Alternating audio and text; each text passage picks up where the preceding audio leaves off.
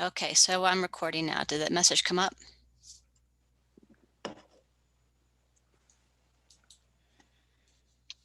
It says recording in the corner, but a box didn't pop up or anything. Okay, should be. Okay. Okay, so I'm recording. All right, there you go, Brian. So good evening, folks. My name is Brian Bates. I'm a co-chair of the Doney Park Timberline Fernwood Long-Term Planning Committee, and I want to welcome everyone here, especially those of you who are community members that are listening in. And it's very important that we hear from folks like you. In addition, we've got a rather busy night, if I remember the agenda correctly. And so I'm going to begin by asking Melinda to make sure that we get a record of everyone who's attending. Okay, we've got quite a few people. We'll do some introductions. Brian, I'm keeping a list. Okay, is that Jessica? Yes. Okay, thank you. So do we want to go through? Let me just share with you, I've lived here in Doney Park for about 40 years. And well, this is home. And that's why I'm working on this long-term planning committee. Let me go to Dave Browning, and then I'll just go down the list. Okay, can you hear me okay? Yes. Okay, yeah, I've lived here for about 14 years and I like it very much. Moved here from Washington State area, and been all over the world where I lived. So I like this place and I want to stay. Okay. What happened to John Ruggles? He's He's right here. here. Okay. Okay. I guess I need to let everybody know I've been here in the Doney Park area about 14 years and coming up on 50 years here in Arizona. I'm also on the Planning and Zoning Commission for District 2, and that's probably enough for everybody. Okay. Thank you, John. Jessica? I'm Jessica Simmons. I'm the wildlife planner at the county, and I'm taking the notes. Thank you, Jessica. I have someone on the telephone. The last four digits are 9611.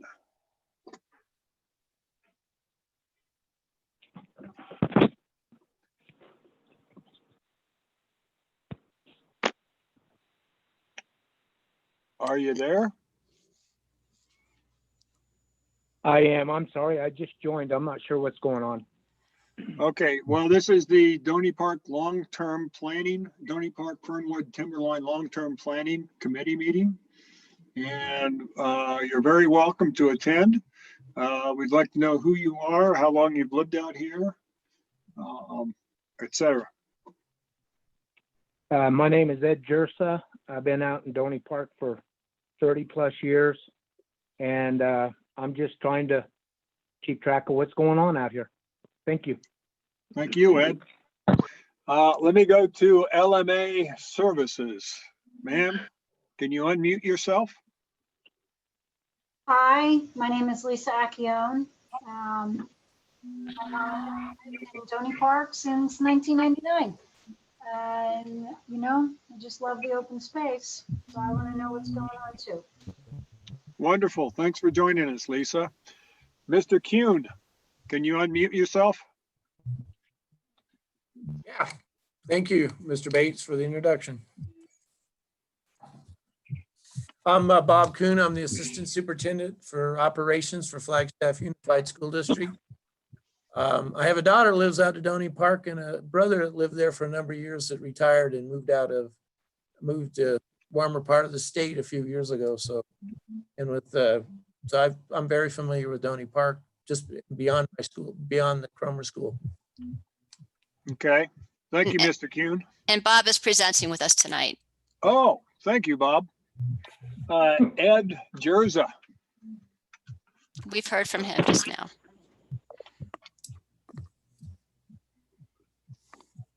We just heard from him.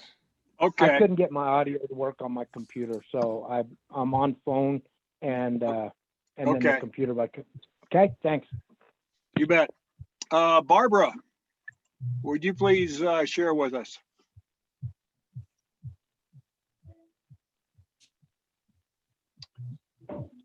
Barbara, I can't hear you.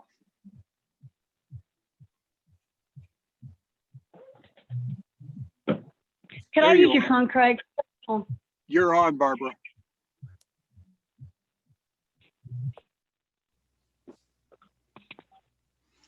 Barbara? If you can't, if you have issues with audio, what you can do is send a message in the chat and I can read them. My name is Melissa. Melissa, can you hear me? Who's speaking? I'm sorry, this is Liz. My Zoom is not working on my computer tonight, so I'm dialed in. Hi, Liz. So- Yes, we hear you. So Liz is Hi. here. Brian. Yeah. Okay. Next on my list is Ed Peacock.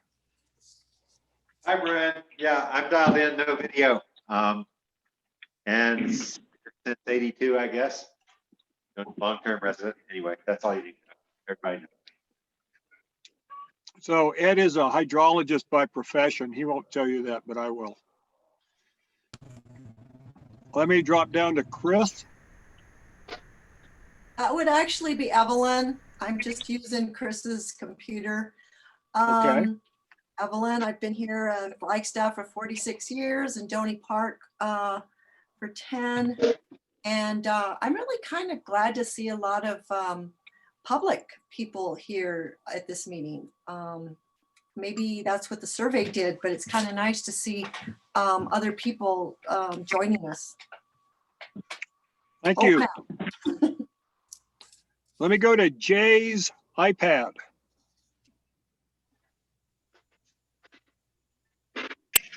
Yes, good evening, everybody. This is Jay Crystalman, Coconino County Community Development. Thank you. Thank you, Jay. Thank you. Let me go to Andy Huber. Hi, all. Been in this area for about 2.5 years. We live out on the part of the old Brandis Ranch, and just a community member looking to seek information, stay involved. Thank you, sir. Russell Weedman. Yes, can you hear me okay? Yes, sir. Okay, yeah, this is my first time down the Zoom tunnel, so if I'm too loud or something, let me know. But yeah, my name's Russell Weedman. I've been a resident of the Timberline Doney Park area for about 40 years. And I wanted to stop by and see how the meeting is going and how the planning is going. And thank you very much for all your work on this. Thank you, Russell. Chris Goya.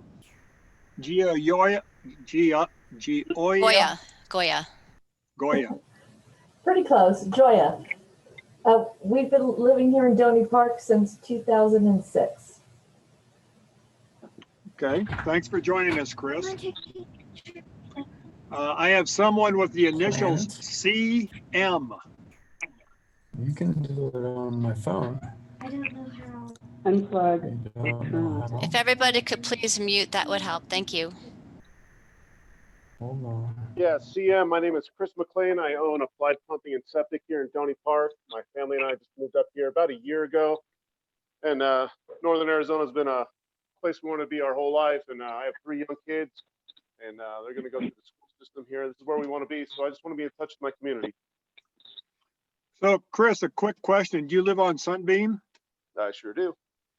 Well, I'm the chap that walks by your house and talks with your kid about every other day with my black dog. Oh. So I'll say hi to you next time. Thank you. Thanks for joining us. Donovan, are you with Russell? Yeah, my name is Donovan Weedman. I'm Russ's son, so ditto on the years lived out there. This is my first meeting with you guys, but I'm I work here in the community I'm the senior program manager for adult education at the community college, and I went to school at what was then called East Flag Junior High, which is now Mount Eldon Middle School, and I would take the bus back and forth they drop us off at Brandis Way, and I'd walk up that dirt road about a mile. So those years and that place, the whole Timberline, Fernwood, Doney Park area is a very formative part of my experience. So I want to be part of this planning process. Good, Donovan. Well, I taught at the community college for 24 years, so we got something in common. All right. Let me go to Audrey Martin, please. Hi, this is Audrey Martin and Madison Dixon. Hello. And we moved to Flagstaff last year, February. And so we're just looking to see what's going on. Well, welcome, Audrey. And I think I heard someone else with you. Madison. Yeah, All right. my husband, Madison. Madison, well, welcome. Thank you. Let me go to Todd Howe.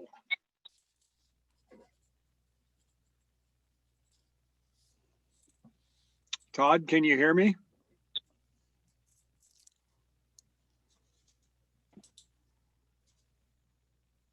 Yes, I can hear you. Can you hear me? Yes, sir. Fantastic. My name's Todd Howe. My wife Molly and I moved out here to Winona back in March with our two sons.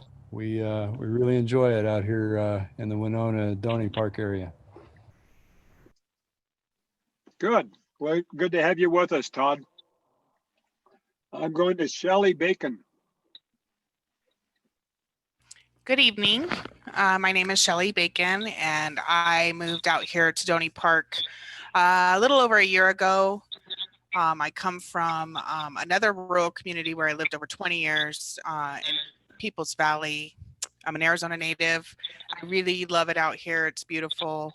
So I'm just kind of looking to see what the future plans are, and I look forward to participating.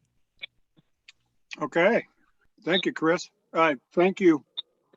I don't think I've ever been called Chris before. Well, it's because Chris is the next person on the list, and well, never mind. It's okay. Thank you. Chris, can you join us now? Unmute yourself. That's Chris with a K, right? That is correct.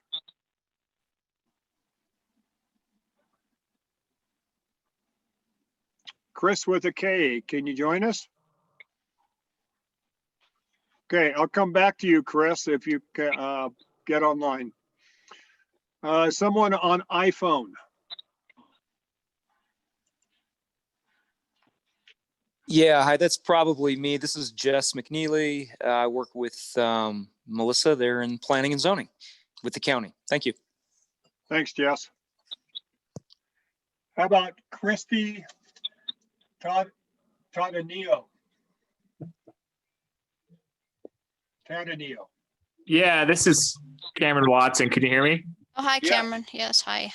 Hey, so yeah, I'm on my sister-in-law's Zoom. I'm actually in Colorado right now. So, but I'm committee member, been in Doney Park since 2007.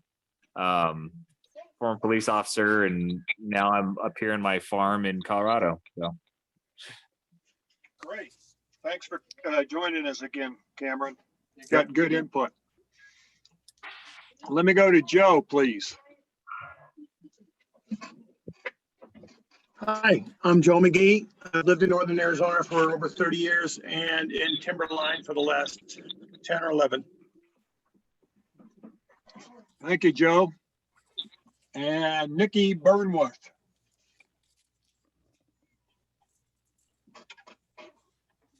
Yes, Nikki's my wife. My name is Trapper, and I also live on the Brandis Ranch.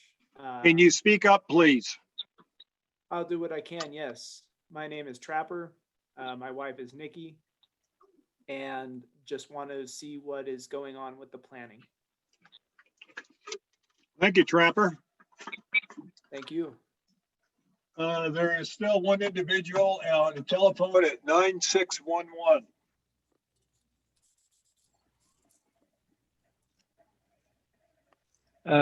My name's Ed Jersa. I've already introduced myself. I can't get my audio to work on my Zoom, so I'm just phoned in. Okay, thank you, Ed. Melissa, let me go back to you now. But one thing I noticed is that we have quite a mixture of people who have lived in the Doney Park, Fernwood, Timberline area for varying number of reasons, for a varying number of years. And I think we could, this should be a good meeting. Thanks, So Brian. back- So we've got, I'm Melissa Shaw, Long Range Planner with the county, and we've got a couple other people to introduce, but I also want to mention Bernice and Liz from the committee have joined us, Brian, Good. if you wanted to ask them to introduce themselves. Yes, let me go to Bernice first, please. Hi, I'm Bernice Carver. I live up at the base of the Turkey Hills, and I've lived in Doney Park for over 43 years now. Thank you, Bernice. And let me go to Liz. Liz Baldwin here, been on the committee since the start, have been living in Doney Park for about 28 years and Flagstaff for 30. And I'm excited we have so many people joining us from the community. That survey really reached out, so welcome all. Thank you, Liz. And Brian, I think we didn't hear from Jan Castaneda. Is that the correct pronunciation?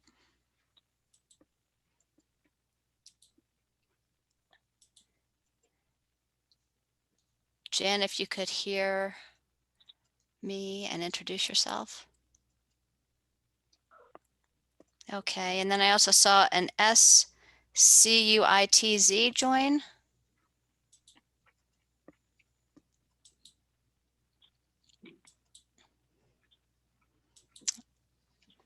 Okay, that's all I had there then, Brian, in terms of other people joining. Okay. We may have some, we may have another committee member or two joining in late. All righty. Then, can you bring up our agenda, please? Right, let me go back to it. There you go. Okay, so this evening, a couple of things. We want to hear from Mr. Kuhn on the Flagstaff Unified School District and the role that it plays here in our community. We'll go back to the community survey, probably dig a little deeper into what the results are telling us, and then begin on the goals and policy review, basically setting up a schedule, and then some outreach planning and public comment at the end. And remember, you've got another public comment period at the beginning. We can get right into that. Sure. And there you go. Oh, and is there anyone from the public? This is not people on the committee, but people from the public that wish to address the committee. My name is Elaine Lumrick, and I'm from the community. I just wanted to introduce myself. I'm not on the committee. I just simply wanted to find out what this is all about. I filled out the survey. I lived in Arizona all my life. I've lived in Cosinino since 2002 and Winona a few years before that. Thank you, Elaine.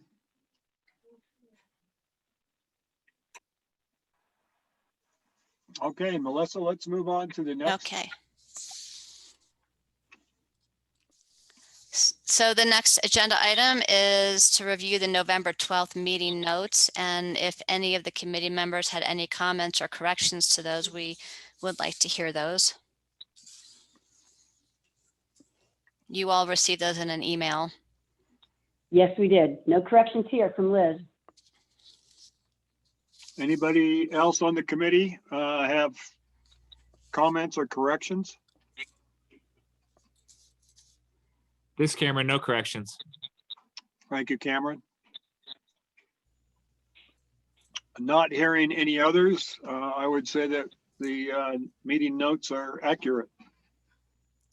Okay, thank you. We will post those. Again, those are posted on our website if anybody has any interest in seeing those.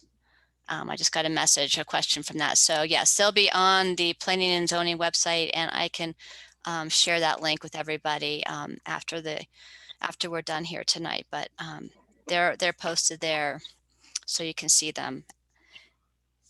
Okay, and the next item we had then, Brian, was the presentation from Bob Kuhn.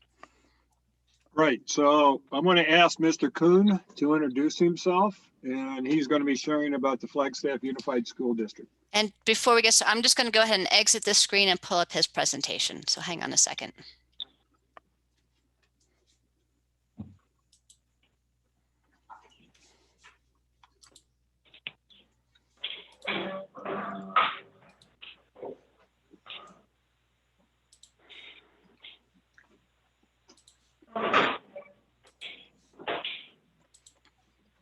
You. There you go, Bob. All right. Thank you. Again, Thank you. Melissa and Ms. Bates. Again, I'm Bob Kuhn. I'm an assistant superintendent for Flagstaff Unified School District. I actually grew up in Flagstaff, moved away and came back. So like I said, I'm very familiar with the Doney Park, Timberline Fernwood area. Little about the school district. Are you flipping the slides? And yep. There we go. First thing I had put up was obviously the layout for Cromer Elementary, the actual area that we draw from Cromer. But you know, that's changed over the years because we really have open boundary. 31% of our kids actually go to different schools, not within their boundaries. And we do get kids from other areas. And you can see, and that was changed. A lot of you remember Cromer's boundaries grew in 2009, 8 and 9 when we closed down. It's Christensen at Summit now. And so you encompassed some of that area. So this is kind of, and we actually put the zip codes in them now so you can see and beyond. And we do get a number of kids. Cromer Elementary gets a number of kids from the 89 area past Flagstaff School District into the Tuba City School District. There's a law, and we don't drive 20 miles in, but kids, you can go 20 miles within another district. They did that years ago in Phoenix. Can you move to the next slide?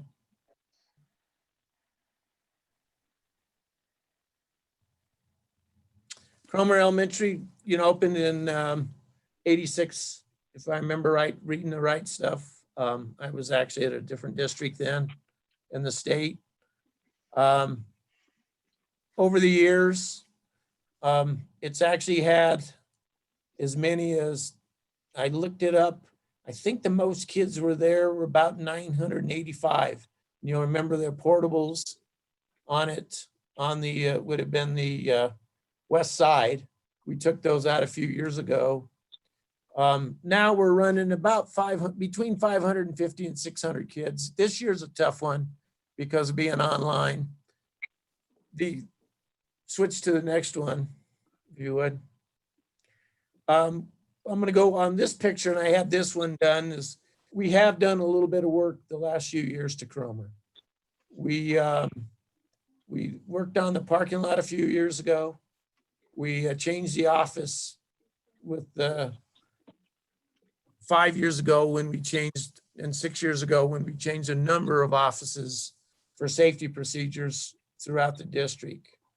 We put a new roof on a number of years ago. And if you'll flip to the next slide, again, it's working on it. Just a picture of this one, and then go to the next slide. This should be the field. The field's not the next one.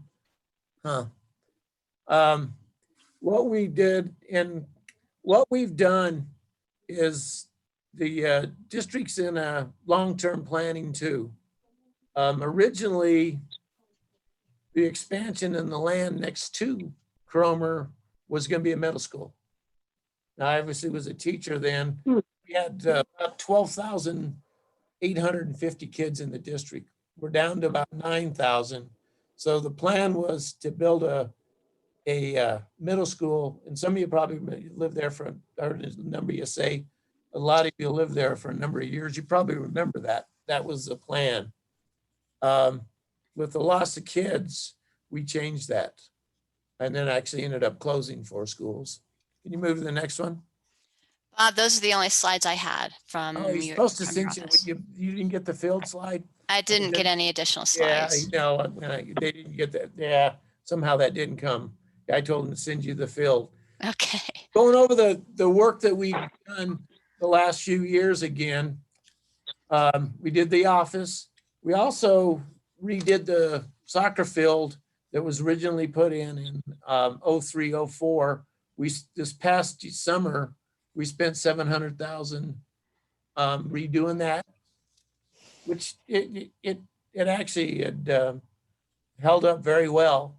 The soccer fields at the high schools have gotten replaced in 12 years. They get a lot more use, and they didn't have the use. This time, we also put a track around it. If you've seen it, there's a concrete track around it you can walk too.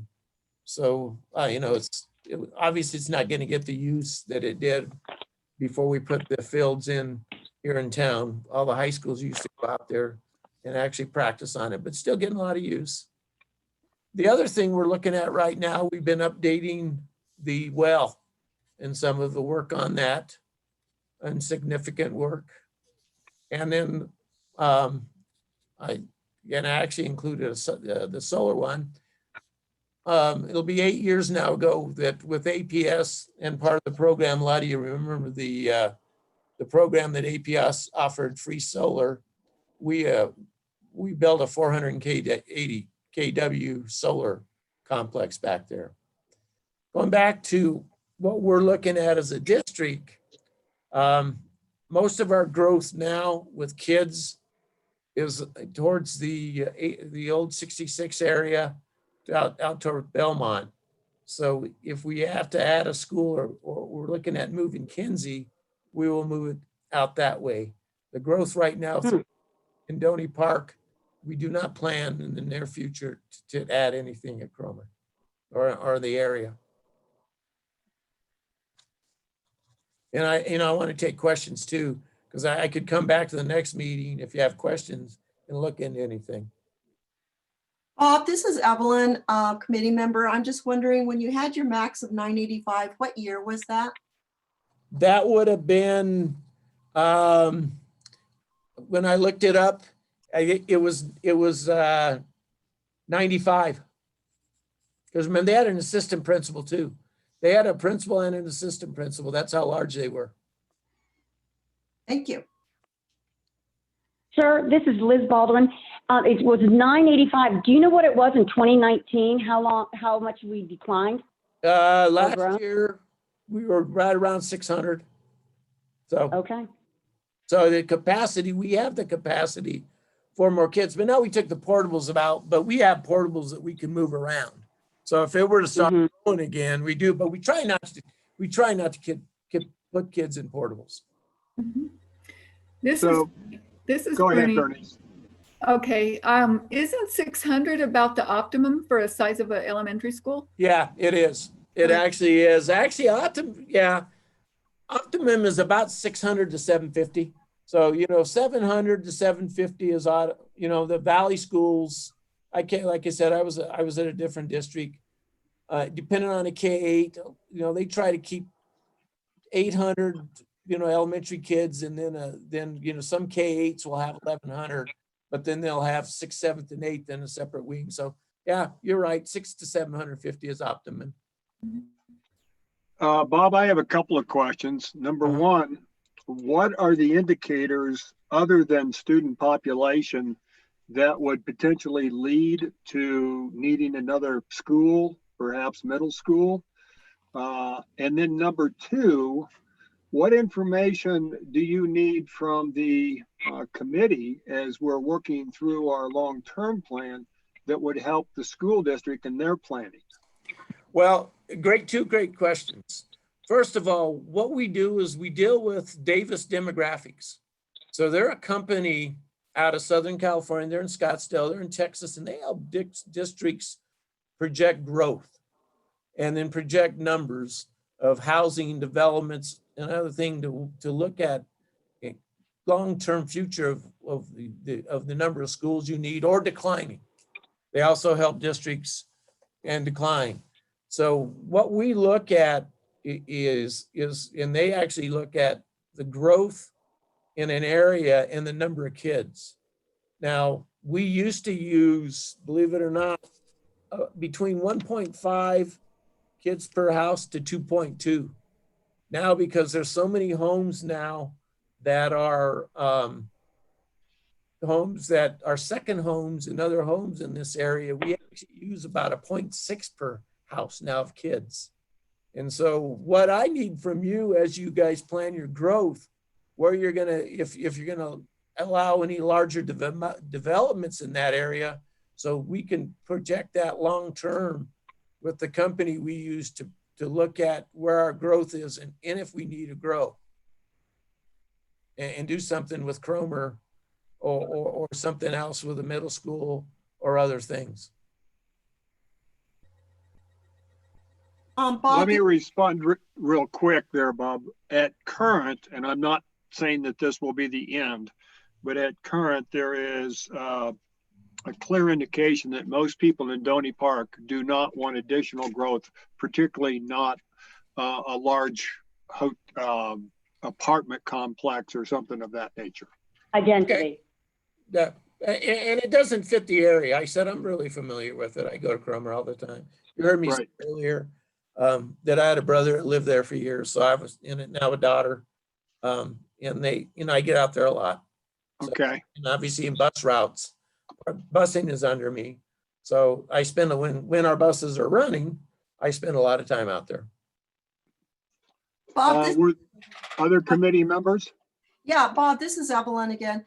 I'm just wondering, from Cromer, what's the percentage that you think you have lost in population to going to other schools or private school or something, charter school?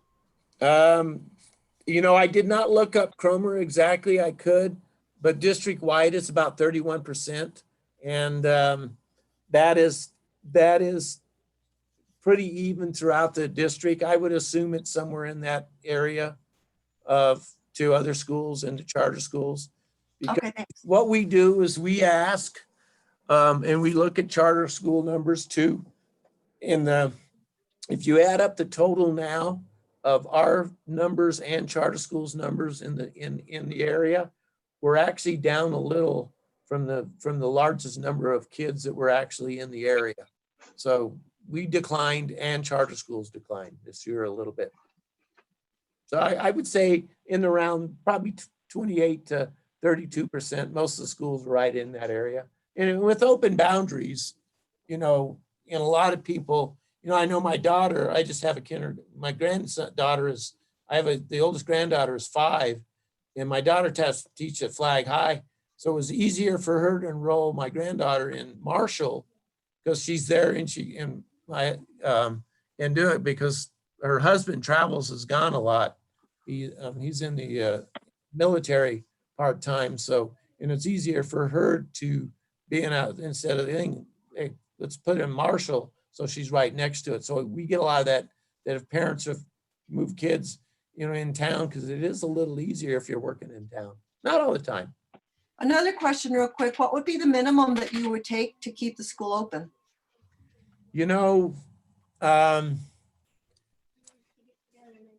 We've had schools. We have our small school right now. There's 175 kids in it. Our largest school now is D. McGill. I can't see us closing. I see the numbers from Davis, and there's enough kids around that area and then obviously they can be pushed out. And Melissa knows this from predictions, and they use the GSI and a lot of things from the county. I don't see it declining much and stabilizing about 550 to 600 for the next year. We can't predict much beyond 6 years, but I don't see us closing this school. Now, like I said, I can't beyond that, but the numbers look like they're stabilizing with that 550 to 600 number. Thank you. And that's over 6 years, Bob? Yeah. Okay. I have a question then in terms of the decline that you have seen. What do you attribute that to? Is that mainly moving kids into charter schools, private schools, other reasons? All three. They moved our schools, private schools, and charter schools. Okay. With the opening of charter schools in the late 90s, and people have their choice. And we see that We have to compete as a school district. Very interesting. Thank you.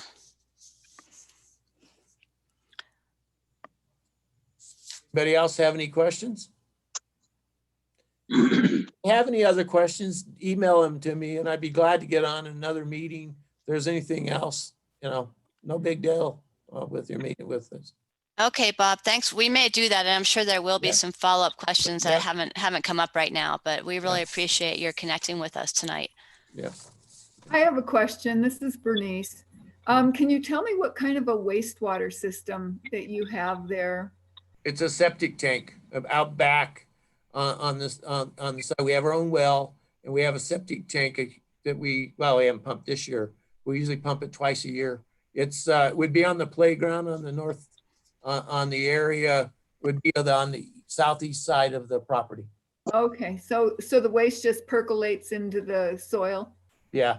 Okay. Yep. Well, Bernice, it would be, of course, an approved wastewater system. So it's Well, really we're not under ADEQ. right. So I'll only go over that as a government entity, Cromer is one of they check things a number of times a year. So we have to abide by ADEQ regulations.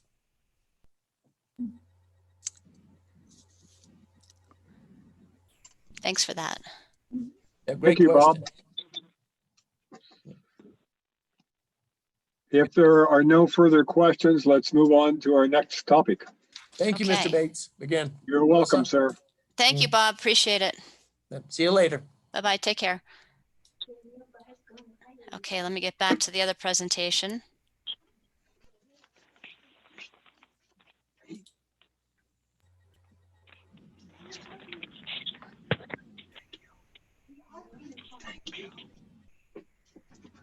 If everybody on the line could please mute, we're getting a little bit of background noise. Hmm. Where is it? Okay. So the next topic, Brian, is to continue with reviewing the survey results. And if you recall, last time we went over all of the tabulated data. What we didn't get to was to look at the open-ended responses. So again, I'm going to get out of this presentation and go to a different presentation, and we'll start talking about those.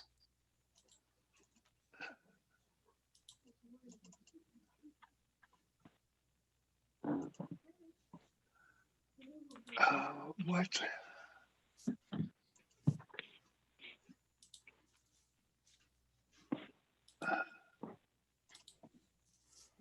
Oops, let me go up, sorry.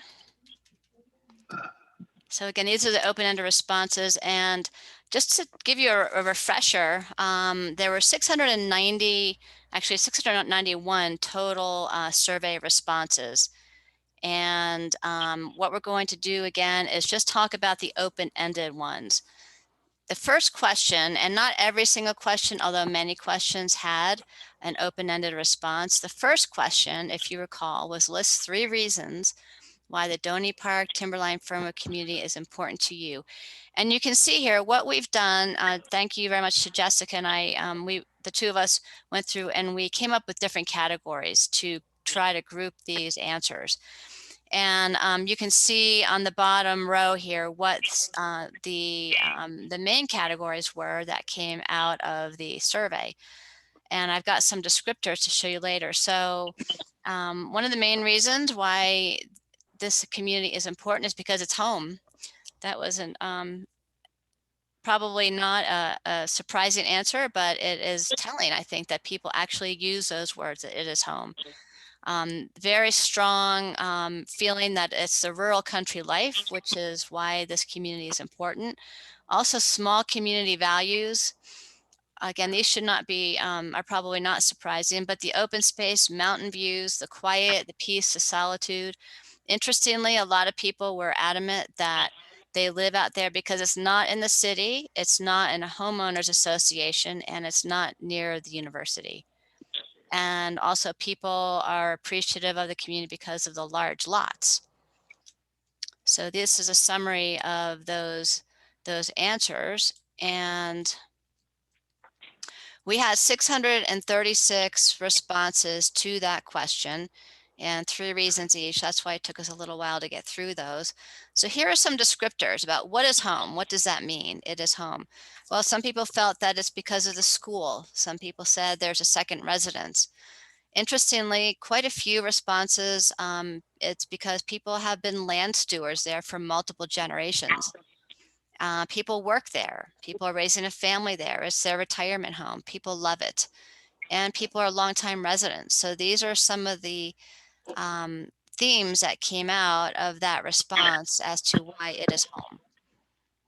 The rural country life, there are a lot of reasons why people thought that that is important to this community. The agriculture, the gardening, the livestock, being able to have loose dogs, the low density of the housing, this less traffic, less commercial development, fewer people, less population, the single family housing, the freedom, the independent lifestyle, ability to be with nature, controlled growth, large lots, low density agriculture, and horses kind of sums it up right there. It's uncrowded. There are no close neighbors. And then where I put it in direct quotes is that's right out of the survey there. Zoning excludes high density development. The recreation opportunities, there's minimal commercial development. And with that little, little bit of light, sound, or air pollution. Some people felt there were no large subdivisions and that there are small businesses. The community, small community values, people cited reasons such as having like-mindedness, friendly and wonderful neighbors. That theme came up over and over again, how the community really values the neighbors and the people, their friends. It's a close-knit family community. People help each other. They care about each other. It's trusting. People feel that their community voice is heard and represented. And areas have a distinct identity, and also that people are self-reliant. So it's a very interesting mix there of small community values. And the open space and views pretty much speaks to itself, but also people enjoy being outdoors. So that was question 1. Question 2, what 3, and it's similar to question 1, and so there were common themes here. What 3 things do you like most about living in Doney Park, Timberline, Fernwood? And really, these are all actually quite close together in terms of open space and views, the rural country lifestyle, the quiet, the peace, the solitude, the large lots. Being near U.S. Forest Service land came out in question 2 as being one of the 3 things that people like the most. And then again, the small community values.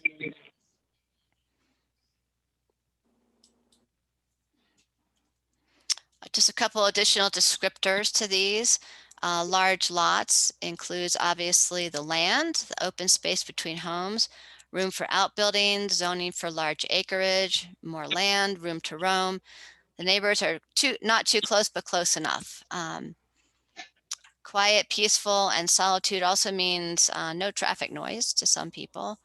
And then, different reasons for living near forest land includes being able to have motorized uses, recreation, access to hiking trails, feeling that Doney Park, Timberline, Fernwood is actually an environmental benefit, or it's a buffer somewhat, having the large lots to the Forest Service, and also being near to national parks and monuments.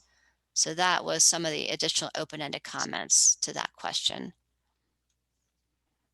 And just this shows you overall, those were the primary categories that came up with those questions. But these are all of the tags that we used to categorize all of the answers. And we have a lot more detail, but the primary ones we've just looked at. But you can kind of see, here how some of the other comments, how they came out. Things like low crime, that it's a safe place. A lot of people appreciated Summit Fire District.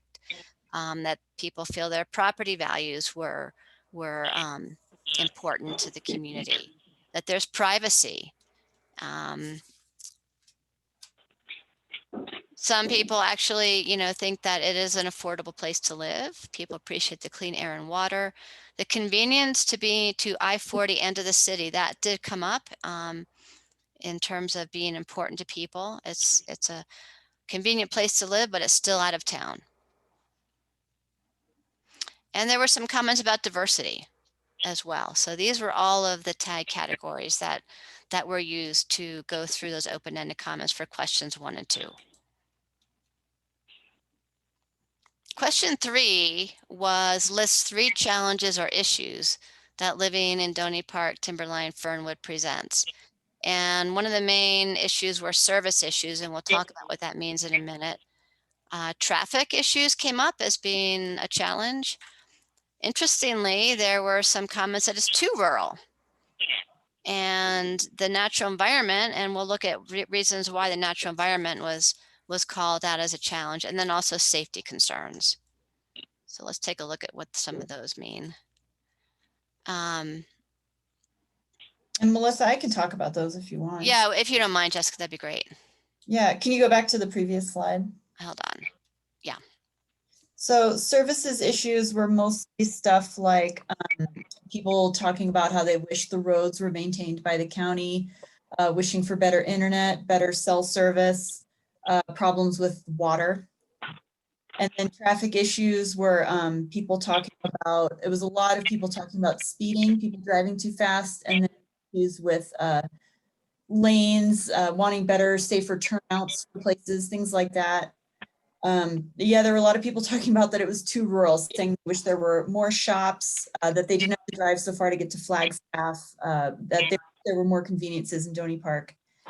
And then people who said that the natural environment was a challenge was mostly people talking about the wind, which I'm sure you all can identify with, and then prairie dogs and other varmints, and then the weather. This is Bernice. I'd like to draw out that, what is that, about less than 30% of the people that responded said it was too rural. Bernice, could you ask that question again? I don't see the total percentages of each column, but I can't add them up that quickly in my head. But I'm just wondering, it says less than 30% of the people answered that it was too rural. Yeah, we'd have to go back and look at that total. I just put this together pretty quick, but it did stand out as something that was fairly significant as far as challenges or issues. And again, we had 630 people respond, or responses to that one question. So I can go back and look at that for you. That's okay. I just was noticing the percentage. Right. Any other questions on this? Thanks, Jessica, for that summary.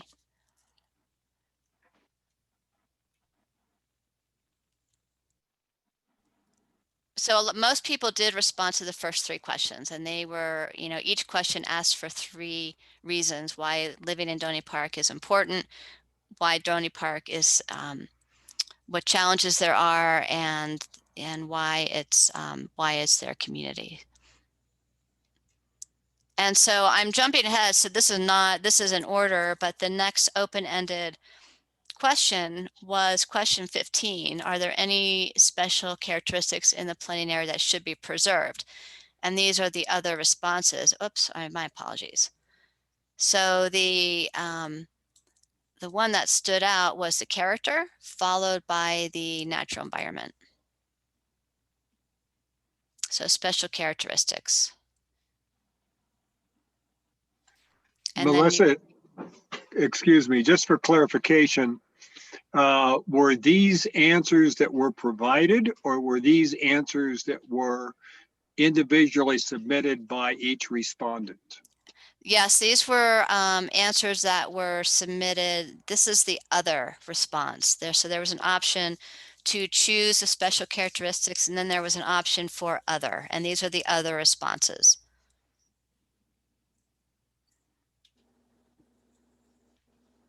How do they compare to the existing set of pre-filled responses?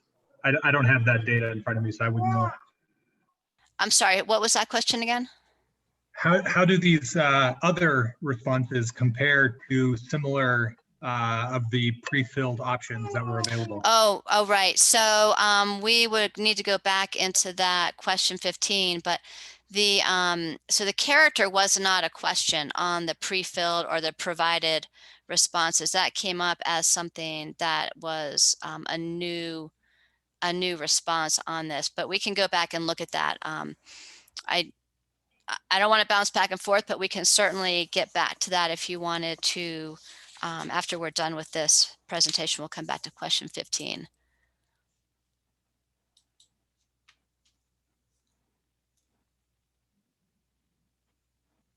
Any other questions on this?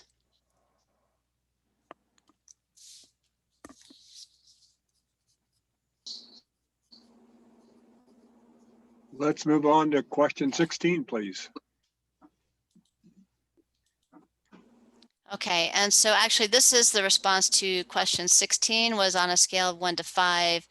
How do you feel the following topics are for the plan to address, to maintain or improve the quality of life? So you can see those responses.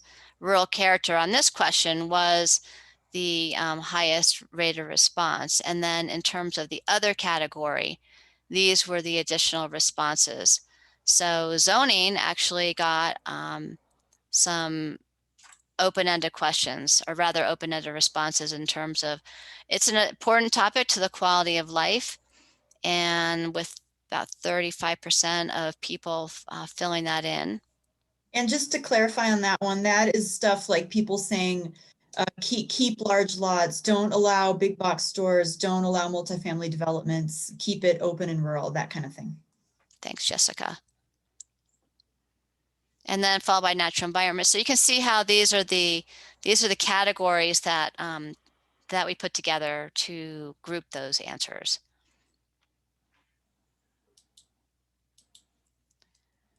Question 17 was on a scale of 1 to 5. Again, how important do you feel the following issues are to the quality of life in Doney Park, Timberline, Fernwood? And pretty much mitigating wildfire impacts, protecting the natural environment came out to be the number one, followed closely by traffic, transportation, zoning enforcement, and need for linkages. And then the other response to that was, again, zoning. And Jessica, I think you did this one. Do you have the same explanation for those categories?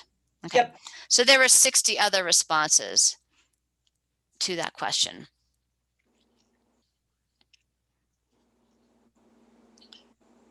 Question 18, which, if any of the following, do you identify with describing Doney Park, Timberline, Fernwood's community character? Check all that apply. And these were the answers to the pre-filled responses. And then to the other responses, we have 50 other responses. People, really selected the rural atmosphere as resonating as Doney Park, Timberline, Fernwood's community character. Animals came out as being pretty important. Connected, safe community. Melissa? Yes. Just a quick comment. I noticed in the previous slide, something like 90% said rural, I believe, rural atmosphere. And then we have about 28% of people saying it's too rural. Well, and that 28% saying it was too rural was a smaller subset, but it did come up as an issue. Can I just say something about that? Yeah. Mm-hmm. I'm just commenting because I find it rather interesting. I know what has been said about statistics, and so it requires a little careful reading. That's all. It does. Go ahead, Jessica. Yeah, I thought that was really interesting too, John, because so many respondents talked about how much they love the rural character of Doney Park. But that one question said, please list 3 challenges. So I feel like people were maybe forced to think, all right, if I had to come up with 3 challenges, what could they be? And then maybe some people thought, well, gee, I do have to drive a while to get to the grocery store. So they put that down. And then I made a broad category that I ended up calling too rural because I was limited in the number of characters I could use. But I put that kind of thing under too rural, just because a lot of people did say, you know, okay, if I have to pick a challenge, then it is kind of far to get to certain amenities. And I ended up putting that under too rural, which I don't think is to say that 30% of people don't wish that Doney Park were a rural place necessarily. That's much appreciated. I know what some of those concerns are and what gets you responses like that. So a little bit of the backstory is always good to hear. Thank you, guys. Okay, we'll go to the next one. Again, we looked at that. And then, so question 22 was if you answered yes to question 21. Question 21 was what type of residential development would you like to see in Doney Park, Timberline Fernwood? And then check all that applies. So this was the pre-provided answers. So subdivisions came out to be the most preferred type of residential development that people wanted to see. And then there were other responses. There was the option for other. And interestingly, people that responded to the other suggested that there should be no additional residential development. I'm going to cut in with a quick clarification here too. All these categories have a category called untagged, and those are just responses that either we couldn't figure out what they were trying to say or they were unclear, so they just don't have a category, in case people are wondering what that is. Could we please go back a slide? Okay, right there it said 510 people skipped that. So it's not like 50. I'm sorry, those numbers and the letters are so small I can't make out most of them. Is there any way you can enlarge this? Well, it's as large as I can get it on the PowerPoint, Bernice. Okay. It might be your screen, but we'll send it to you as a you'll have it as a PDF and you can enlarge it. Oh, great. And yeah. I'd like to point out that, only 180 people answered that. And I see that that's in excess of 50%. So that's not like 50 something percent of the people, right. Want that development. It's just it's a small portion of the people that answered it. Right. And then, so question 1, or rather question 22 was basically a response to question 21, which said, do you feel that there's additional residential development needed? Well, a lot of people said no, but the people that said yes, these are their answers. Mm-hmm. So of those that said yes, then over 50% would prefer to see subdivisions if they want to see additional residential development. And then there's another other response. And those 49 people that responded that way said no more residential development. So the subset is even smaller. Okay, so that's 79%, right? Not 49%. Oh, those are the 49 people, 79% of 49 responses. Okay, I see. Thanks. I'm almost wondering though, if the people who wrote in that there shouldn't be should have been lumped into the didn't answer or have their yeses changed to a no. I mean, that's possible, but there was, on this question, there was the option for other. So if you felt that there additional residential development is needed and you didn't select any of the populated answers, then they could write that in and this is what they wrote. Yeah. So these are just the open-ended or other responses that we are looking at tonight. So they said, yes, there needs to be more development, but then they wrote, that's right, no more development. That's right. So yeah, I still think that's kind of polluting the data, but I mean, that's pretty, you're exactly right, but we just want to present it to everybody so that you can see right from the survey what the responses were.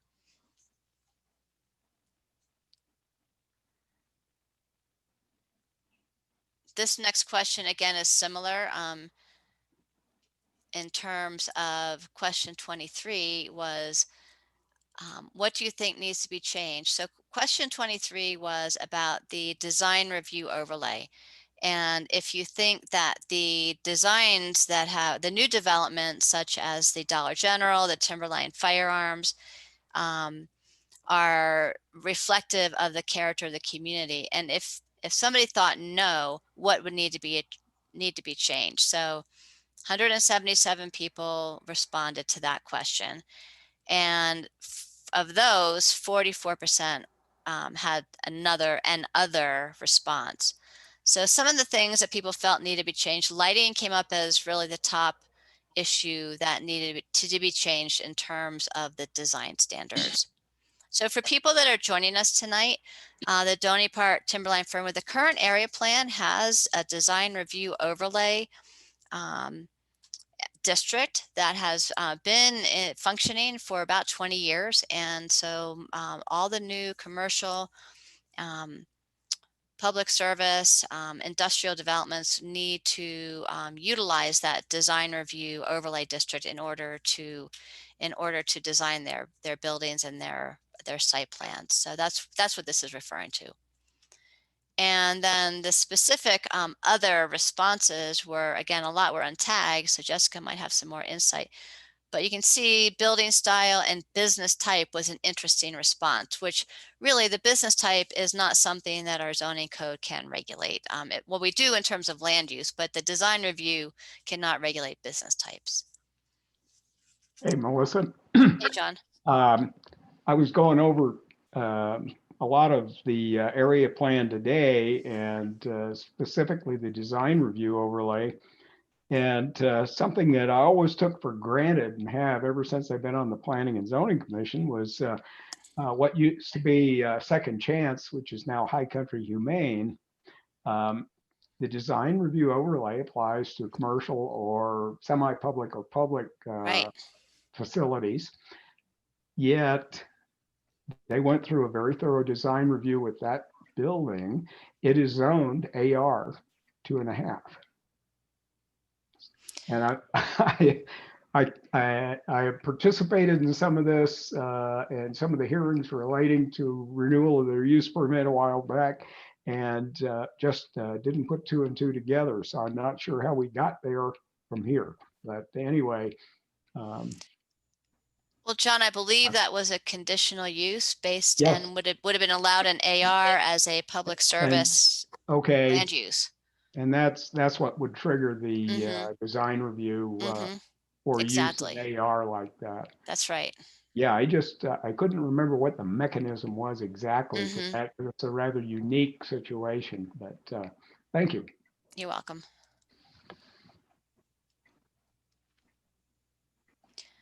So question 25 was, on a scale of 1 to 5, how important are the following public services and facilities?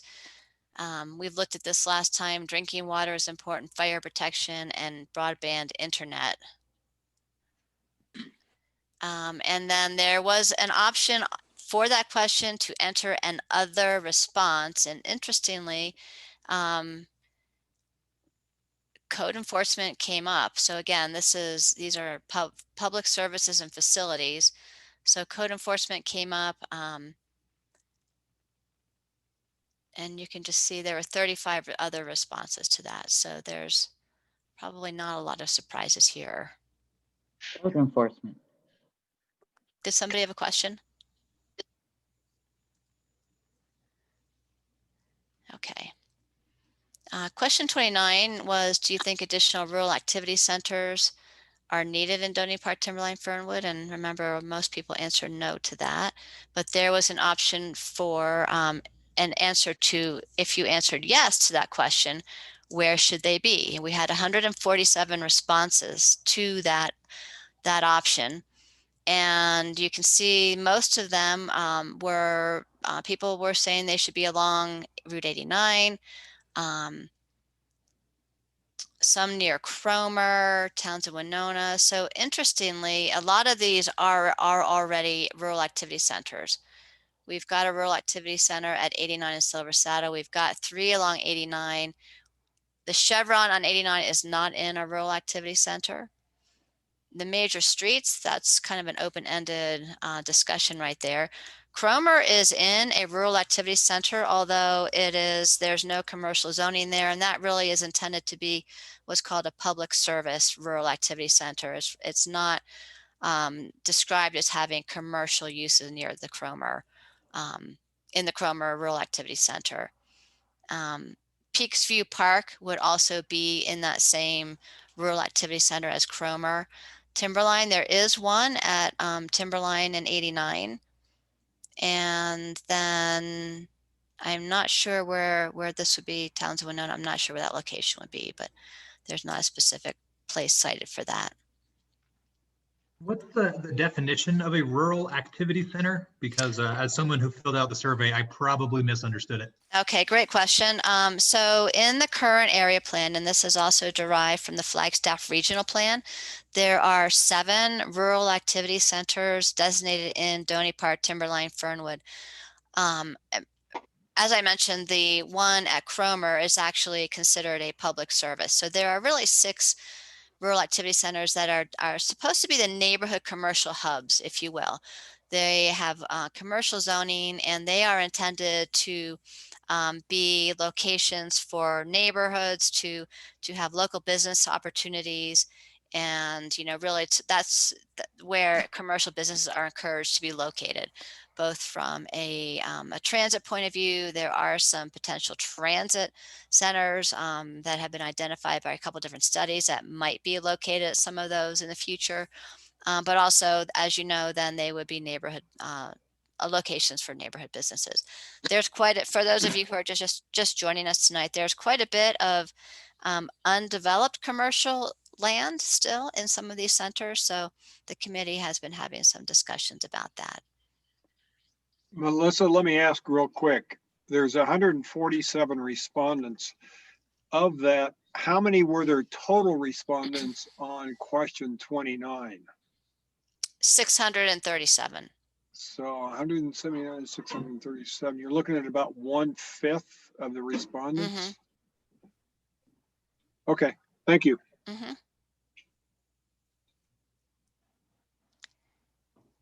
And question 32, what type of neighborhood serving commercial development would you like to see in Doney Park, Timberline Fernwood? 404 people answered that. Not surprisingly, restaurant and a grocery store market came out on top. And then there was an option to write something else in, what other types of neighborhood serving commercial development. And again, that would be something that you would anticipate to see take place or be located in those rural activity centers. Keeping in mind, there is some commercial zoning that is not in a rural activity center. So that's not a hard boundary, but so 172 people wrote in a response, and of those 172 people, 68% wrote in no development. And then you can see the different, categories. Some people got really specific with a hardware store, again, grocery store, which was already one of the choices, small local business. So this is just an additional way of looking at that question. Just to clarify on those two, for small local business, some people didn't specify what kind of business, but they just wanted it to be, small and local. And same with the rural type development people. A couple people said rural type businesses like a feed store, something like that. And those are all consistent with what a neighborhood serving commercial, a development would be envisioned for those centers. Question 33, do you feel there's a need for additional commercially zoned property for uses such as retail, offices, and services? And majority of people answered no to that question. Again, there was an option to write in other ideas. 102 people, actually no, the next question was if you answered yes to question 33, for what purposes would the additional commercial zoning be used? 102 people responded to that. And interestingly, this category, Doney Park Independence. So Jessica, do you want to elaborate on that? Was that where people? Yeah. So that was a group of people who answered the question, but just sort of took the question a different way. So most people took it to mean what type of business, but some people wrote, well, for what purpose? Well, the purpose is to keep Doney Park independent. So we don't have to go into Flagstaff as much. So I made that its own category. Okay, thanks. Does that make sense? Mm-hmm. And then it came out here again, that people really want grocery store. And interestingly, when we did the Belmont area plan, same desire popped up as a real need in these outlying communities. Medical services, office spaces, retail stores. Okay. Question 36 was, does the existing public roadway system in Doney Park, Timberline Fernwood meet your needs? Most people said yes. 635 people answered the question. And then question 37 was, if you answer no to question 36, why not? 174 people responded to that. And you can see the different reasons why the public roadway system was not meeting people's needs. Discussion about speed and traffic, needing more bike options, more pedestrian options, road maintenance. Did you want to add anything, Jessica? No, that last one, traffic control design, was stuff like people saying we need better turnouts to get into or out of certain places, or we need more lanes here or more traffic lights there, stuff like that. Okay.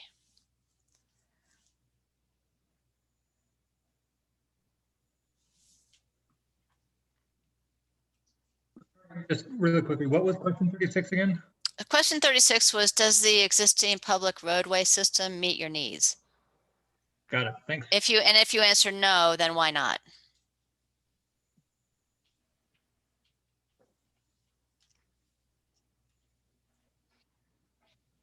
So question 40, on a scale of 1 to 5, how important are the following transportation related features and amenities? And this is on a scale of 1 to 5, so pretty evenly spaced out. Pedestrian features, bicycle features, equestrian trails were kind of middle of the road, a little bit more important than average. And then there was an other option again for question 40. And this is what was written in. We had 27 responses to that. So 639 people answered question 40, and then 27 people wrote in other responses to question 40. Some people said don't improve the roads. And Jessica, against trans development, was that against transit development? Do you remember? Or transportation development? No, I think that stood for transportation. Okay. Yeah, it did. Okay.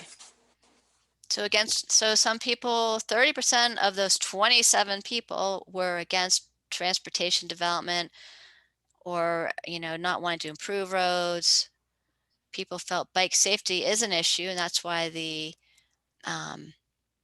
that's some of the other features that are important to people. Connectivity stood out. And again, this is another write-in as far as how important these are. So connectivity is important, bike safety, pedestrian safety.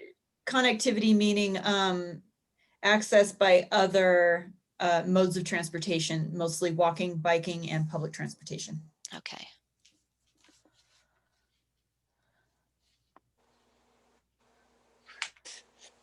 And question 41 was, how often do members of your household use the National Forest System, and what do you do there?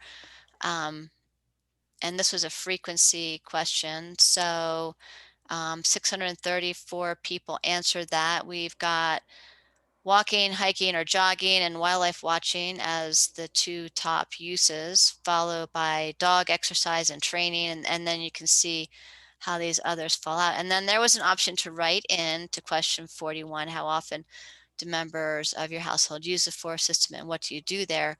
People could write in what they do. And interestingly, people wrote in gathering, meditate, looking at cultural historic sites, ski, to stargaze. So there were 32 people who wrote in responses to the other responses to that question. Anything else, Jessica, on that? No, gathering was like mushrooms and wood.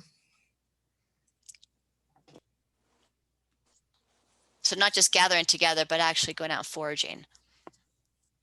Oh yeah, sorry. Yeah, good point. No, I meant gathering as in hunting and gathering. Okay, thank you.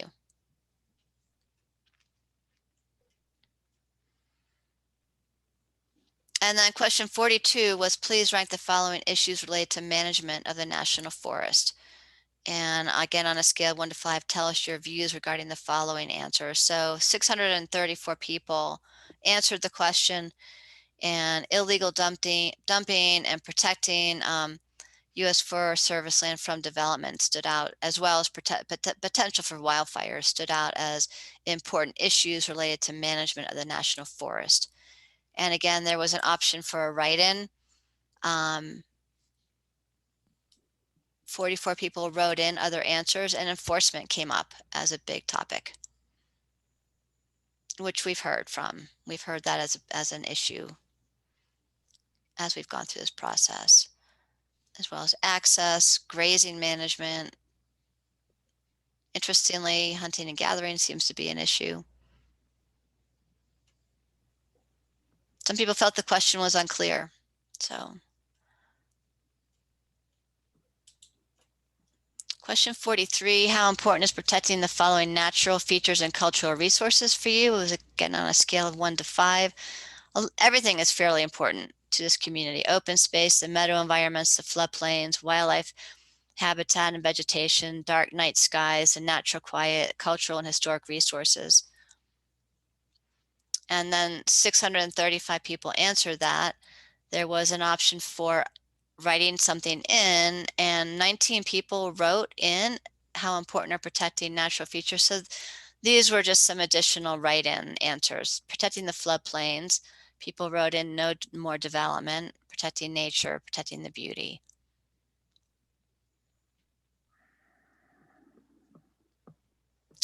And question 45, you all have seen this. It was that very open-ended question. Please use the space below for any input you would like to provide to the area plan committee. We had 243 responses to that, and you all should have received an email with those groups, but this is a grouping of those categories. There were a lot of miscellaneous categories, but we also had some pretty clear answers. There were a lot of people felt that development issues were something for the committee to consider. Don't change Doney Park, Timberline, Fernwood.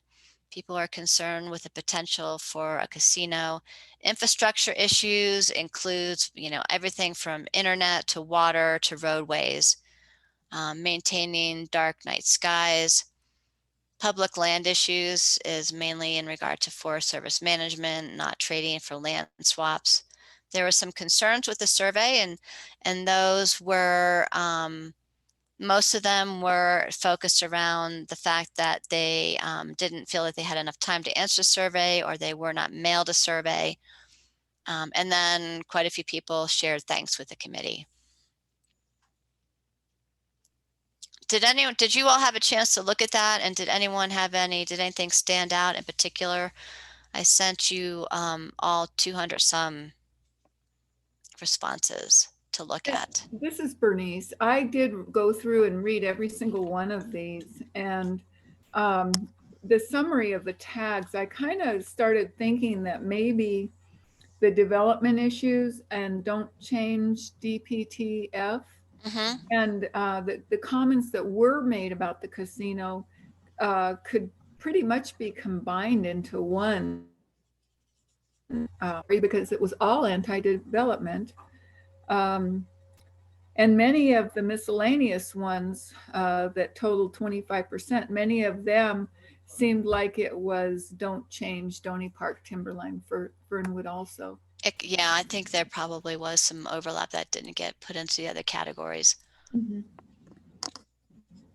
Melissa, I have an observation, but I want clarification first. Under development issues, was the issue that there was enough development in Doney Park already, or that there needs to be more development in Doney Park? No, the issue was not that there needs to be more development. The issue really stood out to not bring more development to the area. Okay, thank you, because that clears my next question. Because the infrastructure issues and the development issues are, pretty high. And what I'm seeing just from this raw data is that maybe we have infrastructure needing to be maintained or upgraded, particularly, of course, broadband has come up consistently, but I'm thinking that that's also roads and water. And the water, of course, is outside of our purview. That's a private company that is providing water service out here. And so I'm wondering how much of this concern about infrastructure issues is something that we can actually tackle. Well, that's a good question. And, there are some things, I mean, obviously the broadband issue is something that people are a little bit all over the map about, but in general, it seems that that is a need. The plan can point out what these issues are, certainly in terms of things like the roadway system. We know where there are public roads. We know what services are currently provided on the public roads. We know what some of the issues are in terms of needing additional dust abatement. And then pointing in the plan, some ideas where homeowners and property owners can actually get some assistance. It may not be from the county, but for instance, with dust abatement, a lot of the private roads, and people may not realize this, but private roads, there is the ability to form a road maintenance district or a road improvement district. So that's the kind of information the plan can provide. Hi, Ed Peacock here. Hi. I'd like to address a correction, Ryan. The water system here is actually not a private water system. Well, what it is it's a customer-owned co-op. So it's owned by the people that get the water service. So I guess in that sense, it's private, but it's not a for-profit private. That's all I have to say. Thank you, Ed. I wasn't aware of that it's a non-for-profit private company, correct? It's a co-op regulated by the Arizona Utilities, or whatever they are. It's under their purview, under the utility people of Arizona. It has a certificate of convenience and necessity, which means it has a license to provide water for money over the 44 square mile service area that is included in Doney Park Water. And so it's a monopoly in that there are no other water companies that compete within that utility district or within that area, that certificate of convenience and necessity. But it's owned by the customer. It's not for profit. It doesn't turn a profit. It just barely gets by. But it does provide water. Right. I do recall Mark Tidwell saying that it was a not-for-profit. Yes. Yeah, it's coming back. I'd forgotten that. So thank you, Ed. And for everybody else, Ed Peacock used to be on the board for the Doney Park Water Commission. Just a couple of things relative to what Brian brought up about infrastructure. And I have to look at this from the P&Z Commission point of view, that we can address a lot of what has come up in the survey, but it's on a go-forward basis.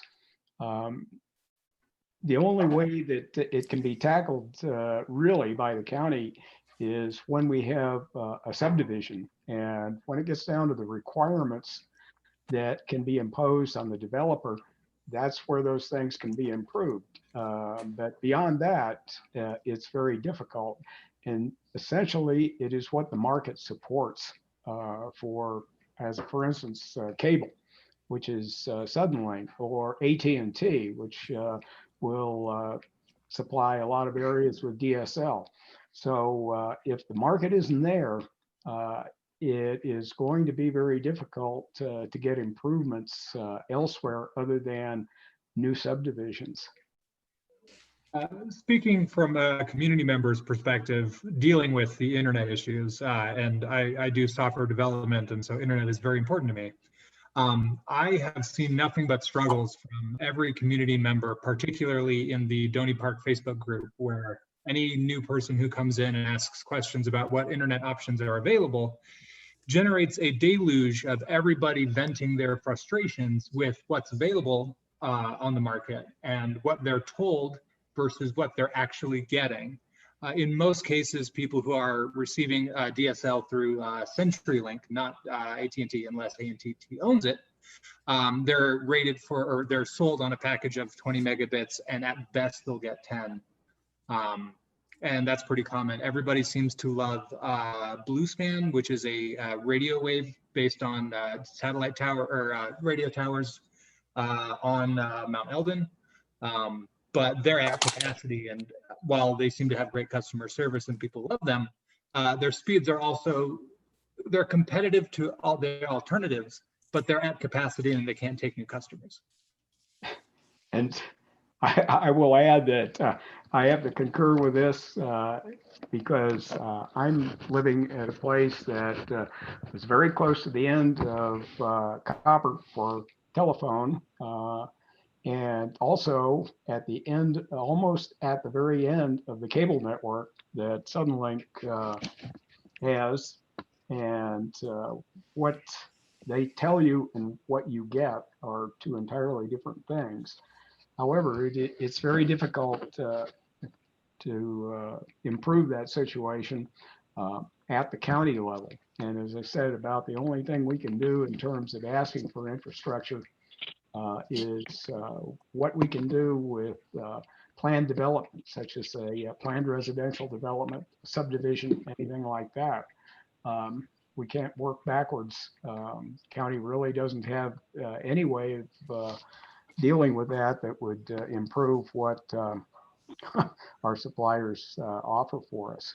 And being on the Planning and Zoning Commission, I'm very well aware of this, and I get to suffer through the same thing that everybody else out here does. So I'll tell you what, I get as frustrated as you do and everybody else does, but knowing what we can do about it, well, we're a little bit limited.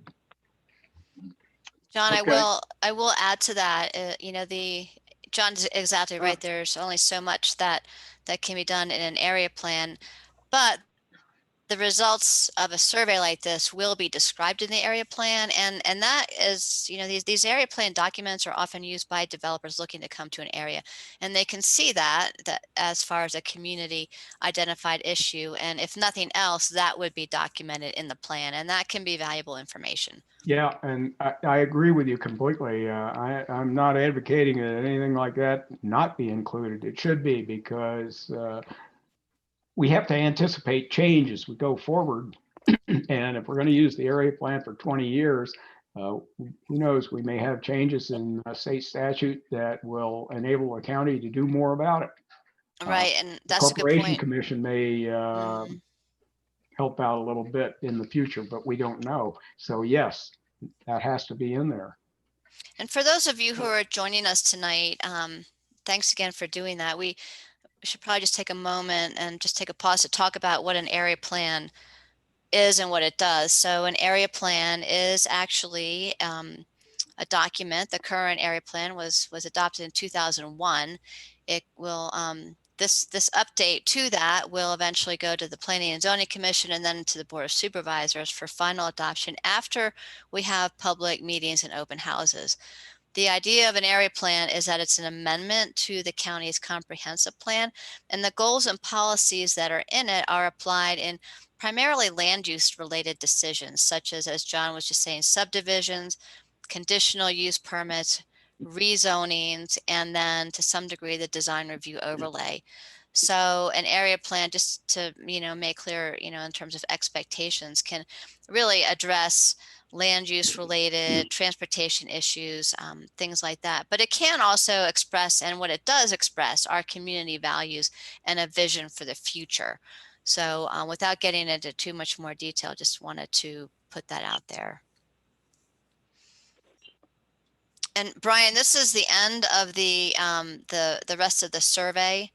Okay. Open-ended responses. We can, if you like, go back into the last part of the meeting presentation. Well, there was a question near the beginning that I thought we were going to come back to. Question 15. Yes. Okay, I'm gonna, I think somebody requested that we right. And I am going to go behind the scenes and get to that.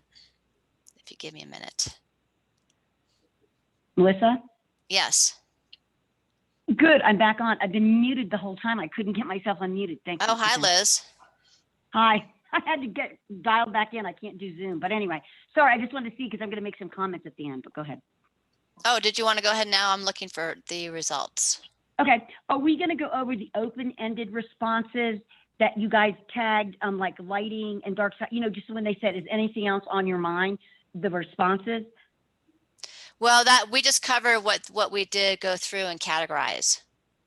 Okay. But the thing is, okay, then that was my question, because this was categorized by the questions in the survey, but then a lot of them were miscellaneous. And so I took the time today to go through the miscellaneous ones specifically. I see. I guess we can do it. And to me, if you label them miscellaneous, I just don't want them to be not counted, because when I read them, I think they definitely are into categories that we already have. And when I hear the word miscellaneous, I'm like, okay, well, they were just babbling on. They didn't say anything. But a lot of them to me were very specific that said, yes, that really should be a dark sky one. Yes, that's really development. Yes, that's really infrastructure. Yes. See, and there was 56 of them that were just labeled miscellaneous. And I think they were important. Okay. So what you're saying is we should go back and look at those again. Well, maybe, I mean, of course not tonight, but they were very valuable if we're trying to stack up what categories people took the time to write, not just check a box, but took the time to write. And we didn't go over a lot of miscellaneous ones. We didn't go over any of them, and there are 56 right. of them, so. Right. Okay. We'll do that. We can follow that up next time. Thanks, Liz. That's a really good point. Yes. So you want to, we'll further refine that. Yeah, it's definitely a matter of narrowing those down. So let me get back. I do have question 15 up for you. Hold on. Thank you. Yep, 15. Perfect. Okay. So question 15 was, are there any special characteristics in the planning area that should be preserved? 568 people answered that. And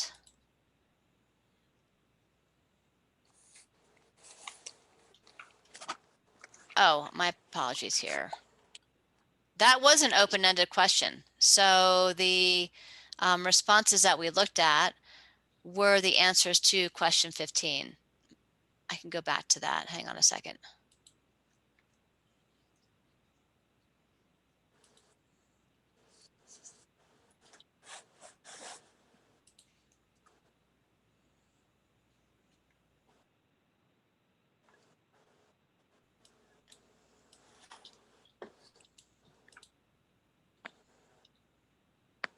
So these are the special characteristics that came out of question 15. And let me move this bar.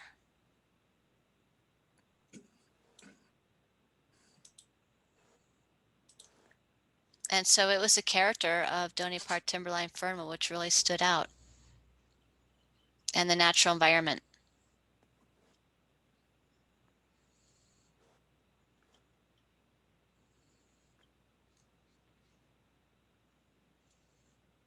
And we can get into the character more specifically and look at what that is.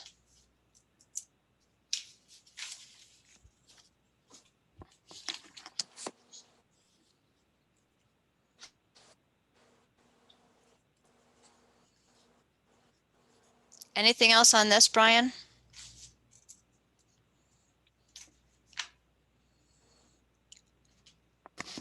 Brian, you're muted.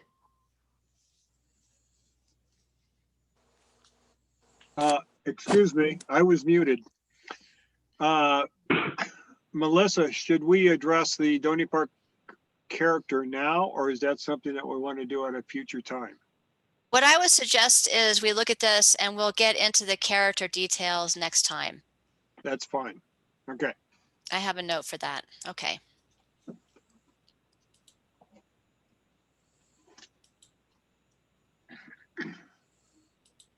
Melissa, this is Evelyn. Hi, Evelyn. Hi, I kind of agree with what Melissa, oh my gosh, now I forget. Oh yeah, anyway, whoever was just talking about the miscellaneous comments, and one of the ones that really struck me was somebody, a senior that's retired and on a limited income, concerned about the taxes. And it seems to me that I've heard of sometimes counties giving people like that some sort of break. Maybe their taxes can be readjusted or whatever. And I was just wondering if that could be something that we could look into with the county again, and see if there are things that possibly people in our area that are in a limited situation financially can get some sort of break that we don't know about, but maybe they know about. And you don't know unless you ask. So when we do go into these other questions that people made comments on, if that's maybe something we could consider, finding out from the finance department, or not, the tax department or whatever, what we can, is there anything for people, a break for taxes? No problem. I don't know. I can give you an answer to that. Yay, okay. Okay, the answer is yes, there is. State statute created that. It's for people over 65. However, there is an income threshold below which you must be in order to get a reduction in your property taxes. And my last review of it said it's artificially low. I think the wizards down there at the state legislature aren't really terribly interested in helping out people in this respect, in my humble opinion. I don't know what the income threshold is right now, but I could probably look that up for you and just send it over to you in an email. Well, I was just concerned because that's what I heard one of the responses being, is that the taxes are too high. And I just thought, well, as an area planning person, I just thought, well, how can we help these people know? And there again, that was one of the other issues that I ran into when I was reading all the responses was, it sort of seems like in a rural area, people sometimes kind of put aside getting what we hate to call educated, but it seems to be sometimes they just kind of put it off to the side and don't do it. And there are things out there that can help them, and they don't. I guess I can say they'd rather complain than to get educated. But I don't know. It just seems like in an open house or something, we could address some of these concerns. I don't know. I was just kind of struck by this person who said that, property taxes are becoming a burden for them. And I just thought, well, so Chris, I noticed that one too. And it's certainly something that is worthy of inclusion in an area plan. When we start talking about community character, it's an important part of that. Right. So Chris, I think that the individual that you're speaking of could go to the tax department at the county and ask them, or go to the website and then see what programs there are, and then ask for clarification from the tax department. Right, but they have to know that there's a possibility. Well, that's their responsibility. It's not our responsibility to tell them to go to the county. They should say, okay, if the taxes are coming from the county, I need to check with the county. Right. And it may be something that we can, just put a brief comment about in the plan. It's not really a land use issue. It's not going to be a policy that the plan would be able to incorporate, but it could be just information in the text that there is a program that people can look into. Because if it did come up in a survey, and if the committee has concerns with it, then we could, just put some information. Because the other thing that this plan is, it can be a resource document. Not every policy will be implemented, not every implementation, not every goal. Hopefully the goals will be achieved, but they can have a lot of information that can be utilized in other ways. So that's something to keep in mind. Okay. So Melissa, what I essentially hear you saying is that that would be an informational point. It would not be a goal or policy. That's would right. include. That's right. Okay. I agree. That's the best way to do it, period. Okay. Now, not a lot of people read these documents, but the information is in there. Exactly. What more can you do, right? I mean, so yes. So, Melissa, where do we go next? Okay, so the next agenda item, we are actually, we may, I don't know, we may finish early tonight because what we wanted to talk about next was our goal and policy review. And I wanted to give you a couple of updates on this. So does everyone see the screen in terms of the list of chapters and the committee members who have volunteered to? Yes, it's up there. Okay, great. So I wanted to, everything is ready to send to all of you who have offered to participate in reviewing these different categories. And Brian actually kindly took a kind of an initial review at the format, and I'm going to bring up a format here in a minute just to give you a preview of what you'll be getting. But I also wanted to mention mainly about the public safety component. Mark Gaylord with the Summit Fire District has contacted me, and two things. They've requested that we present to the Summit Fire District Board next week on the 16th on Wednesday. It's in the afternoon. I don't remember what time it is, about our area plan process. They are very interested in engaging with the committee on this and with providing policy suggestions. So that will be next Wednesday. I can certainly send all of you information about that meeting. And then additionally, Mark has offered to assist this subcommittee with reviewing the public safety chapter and goals and policies. So just FYI on that. Also, I am meeting next week with our Public Works Department to review all of the transportation goals and policies. There are a lot of them. A lot of them have been accomplished between the 2001 plan and now. So that is just a topic that's technical enough, and I don't have all the information. So I will be getting with our public works staff and then making and sending Liz. Liz has been the one to volunteer for that one, and Liz might need some additional assistance if anyone is interested in that. John Ruggles on the design review guidelines, we might try to work through the other chapters first and then get that to you later to review. And then for the implementation priorities, that's actually something that I was thinking would be might be worthwhile developing with the full committee, because ideally then we narrow that down to 5 top ideas. So with that, I'm going to go ahead. Oh, and I also wanted to mention, Brian, that Amanda Atchison with our sustainability division has offered to help with the sustainability and resilience chapter. And then Jessica Simmons will also help with the natural environment, open space, parks. Oh, good. So, that's good news. and then of course I will, be involved with all these meetings. So we haven't scheduled these, although like I said, I do have the documents ready to send out to everybody.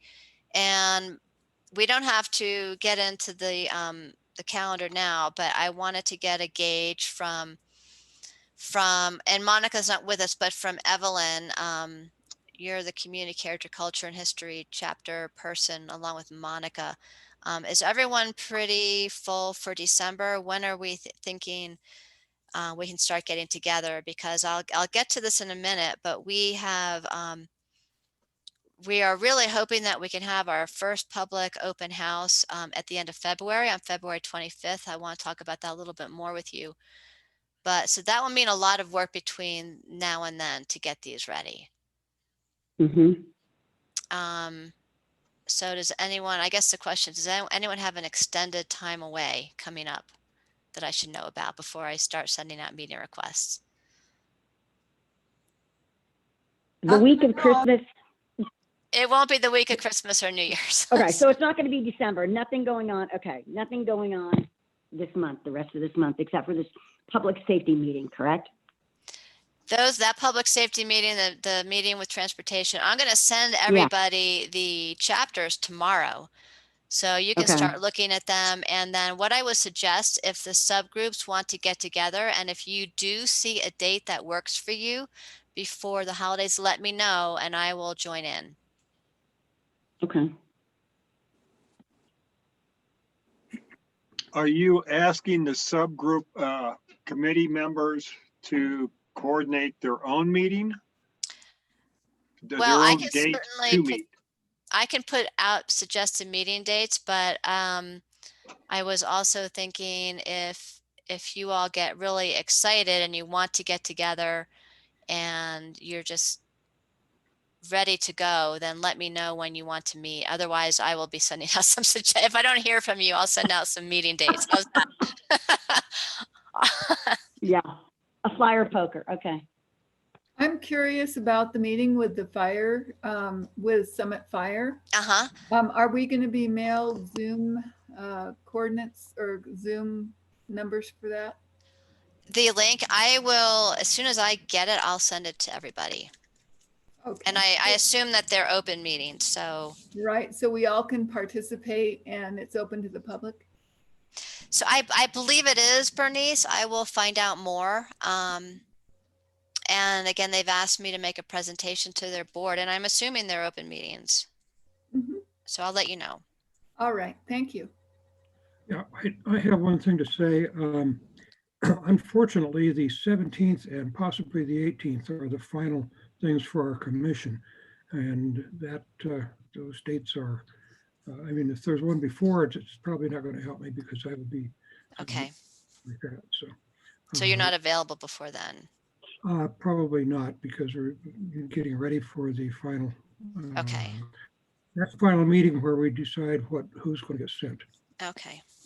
Well, like I said, I'll send you all the documents tomorrow, and then I'm going to exit the screen and pull one up so you can see what you'll be getting.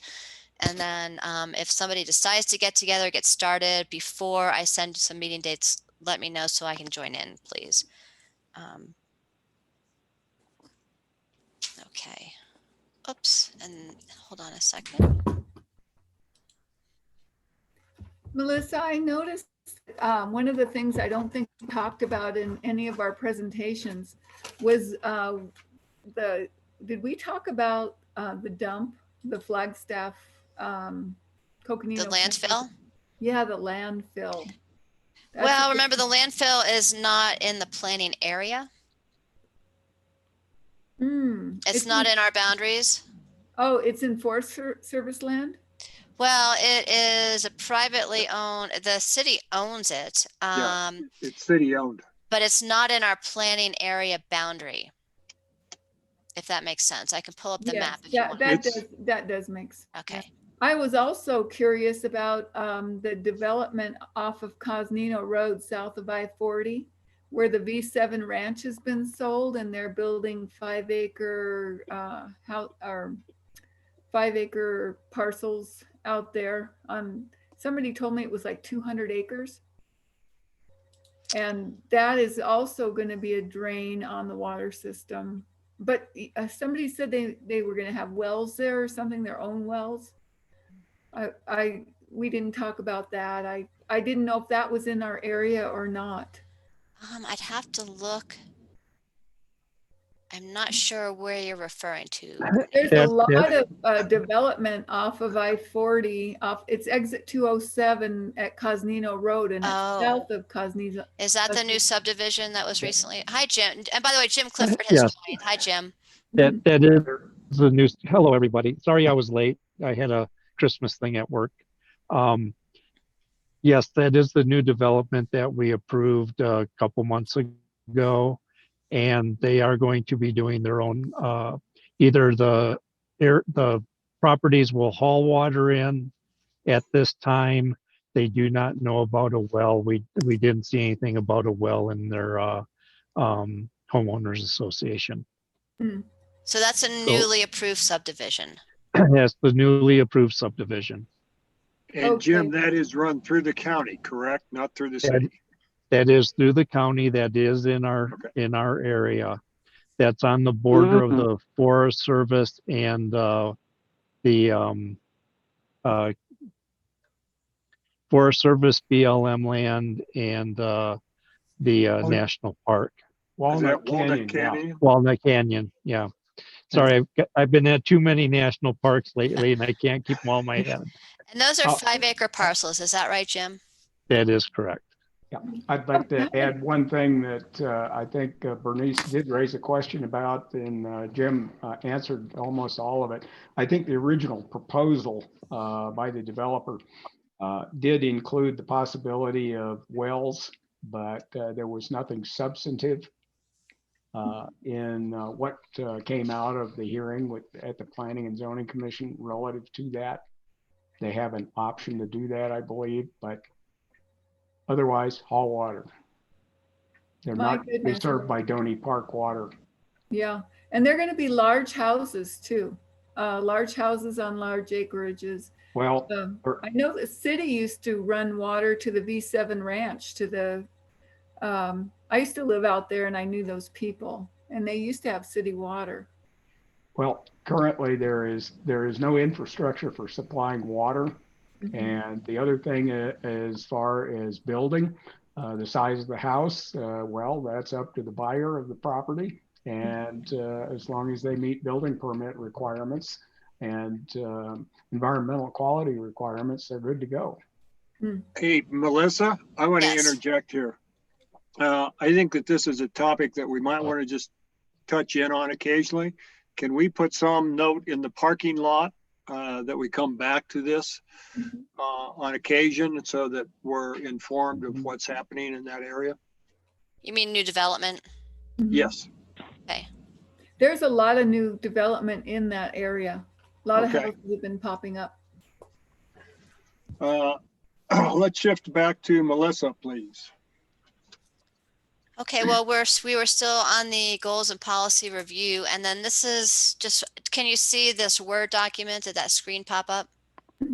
Yes. Okay, so for instance, this is out of the community character, culture and history chapter, some of the draft goals and policies for you all to review. So this is what these documents will look like. A lot of these are existing goals and policies with some suggested track change edits in them. And we're not going to go through these now, but this is, I just wanted to give you a preview of what you'll be receiving.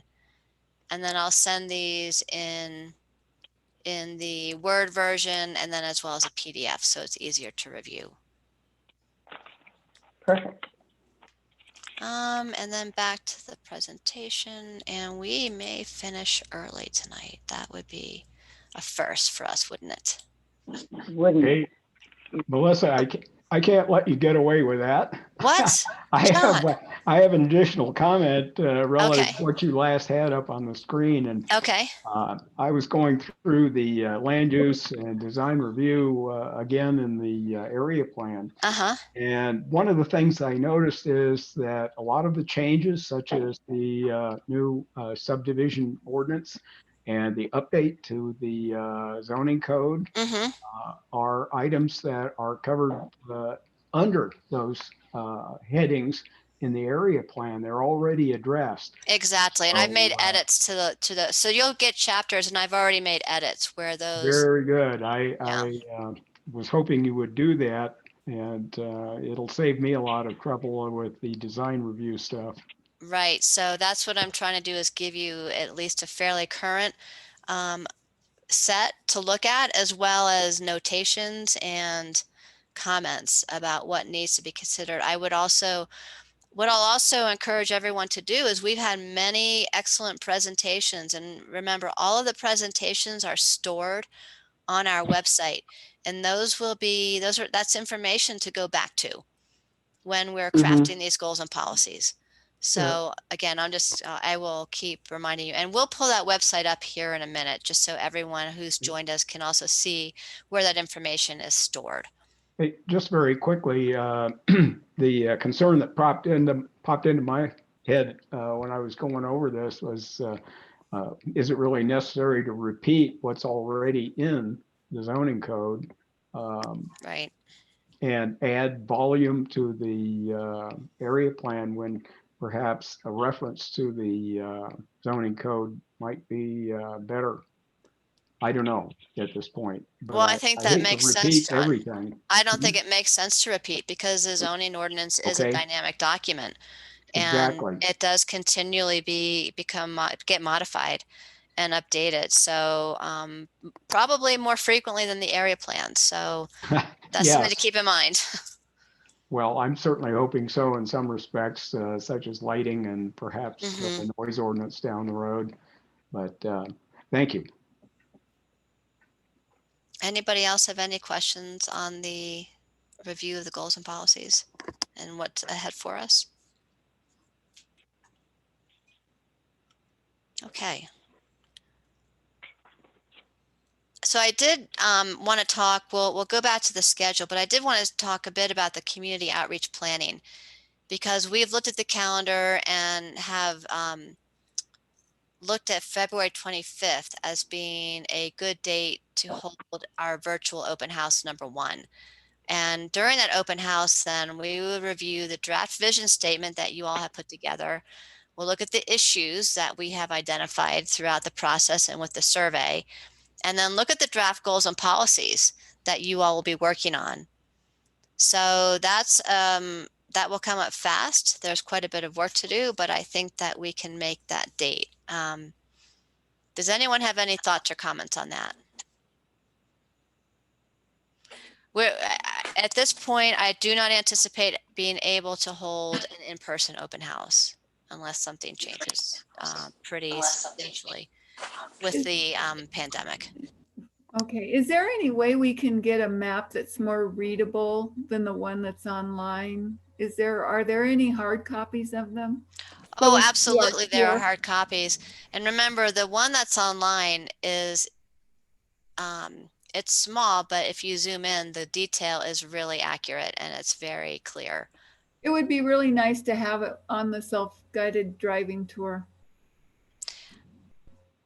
Oh yeah, we can definitely have paper copies. And the self-guided driving tour is something that we will need to figure out how we want to do it, and if we want to do it. It obviously would be an optional. I think it's a really good idea because I think there's areas, even though I've been out here forever, I mean, I go into a new neighborhood and it's like, oh my God, I didn't know this was out here. Okay. Yeah, I know. I think it is. You're right. It's telling because the area planning area is large. Yes. I think maybe that's something that is not obvious to everyone. So, any other thoughts on the February date for an open house? Okay. So we'll continue to, have different, Rob Wilson has been kind enough to post on the Doney Park Facebook and Nextdoor pages. We had talked a while back about having small group meetings in person, and the county has gone back to a more limited amount of group meetings. So I don't see that we'll be holding these at this time. Are there any other ideas or suggestions? Before we go any much further, Melissa, I want to make sure our next meeting is January 14th. Is that correct? Yep, and I have a slide up here with that date on it. Okay, thank you. Melissa, do you use the same numbers every time for the call-in? The numbers are the same. The access code changes. The phone number is the same, but the access code does change. Okay, so the password changes? Correct. Thank you. But it's always on the agenda. The numbers are always on the agenda. Okay. Again, just to check in on our schedule, we are now in the, we've drafted the vision. We're now in the goal and policy review phase. We are looking at we've gotten the survey out. We're looking at the first virtual house in February, and then have a second open house later in the spring, most likely. And actually, apologies. Still looking for public approvals and public hearings in the spring and the summer. So I think the schedule is definitely achievable based on, you know, the work that you've already done and the work that we'll be doing. Any questions on that? So when you say open house on February 25th, you're saying we're going to open the house 25th for questions and answers to the public on Zoom?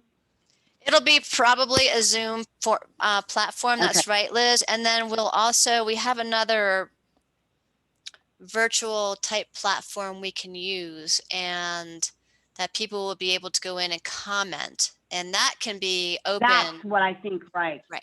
So Okay. that won't be live, but that will be a platform where people can go in and view the documents and actually comment on them. And then we can have, you know, probably an hour set aside on Zoom where people can come in and ask questions about that. Okay. Like have a poster session like they normally do with open houses and then do the Zoom. Okay. Yes. Because people are asking me about what are we going to do for open house. Okay. Yep. Thank you. So it's all new for us. Yep. Okay. And then Brian, so here the next meeting would be January 14th, 2021. 2020 is going to be a better year. And we'll continue our goal and policy review. So I would like to have several of the subgroups have gone through their documents by then. So that's something to think about. We'll try and schedule those meetings prior to that. And then we'll plan for the open house in February. So that's going to be our topic for the January meeting. I suppose if we needed to, if the subcommittees needed more time, we could possibly bump the full committee meeting to the third Thursday. But Brian, what do you think on that? Well, I think the 14th is doable, but what if we put an asterisk saying alternate date 21st? Alternate date, okay. And I had a quick question on your previous slide. You said draft plan late 2020. I know. Yeah, that's not updated. I've got to fix that. Are you speaking of March, April? No, that would be, we need to start drafting the chapters and then have the draft plan available for the virtual open house, the second virtual open house in the spring. So I needed to update that line. Okay. But the plan drafting really, that will start taking place now, but we'll have those chapters. Once the goals and policies are ready, we can, you know, form the chapters, put them in, and then have them out to you all to look at. And then with the second open house, have them out to the community. That sounds doable. I just did not update that line today. Okay, no worries. So that would be January 21st as an alternate date.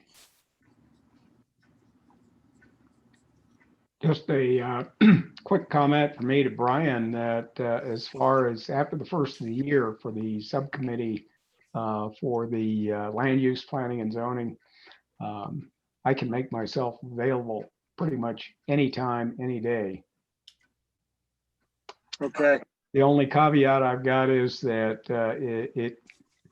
if there's a conflict between that and Planning and Zoning Commission meeting, which is the last Wednesday of the month, that would be the only time I couldn't be participating. Okay. So well, we'll figure this out by email, John. Right. So, and I'll send you emails tomorrow, so you'll get that with some suggestions on how to proceed. Yeah, whatever is convenient for everyone else, I can make work for me.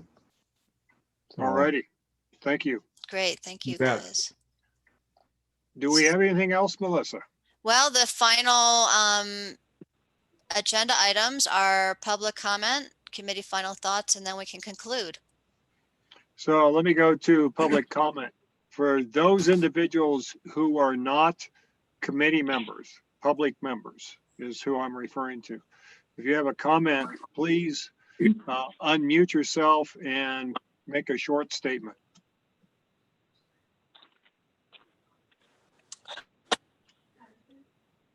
I have a comment. If no, it's public. Go ahead, Donovan. Am I jumping the gun here? Sorry. No.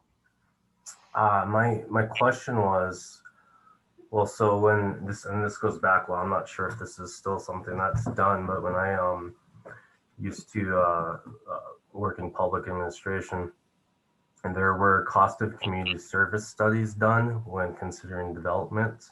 And sometimes those studies would show that, well, I think more often than not, those studies showed that a residential development as opposed to a open space or completely opposite industrial development, a residential development actually costs more than it brings in revenue, so that it actually increases taxes. And so that was one of the questions I had when the concern about taxes going up was being discussed earlier in the meeting. I was just wondering if a cost of community services study has been done or is planned to kind of help that inform policy.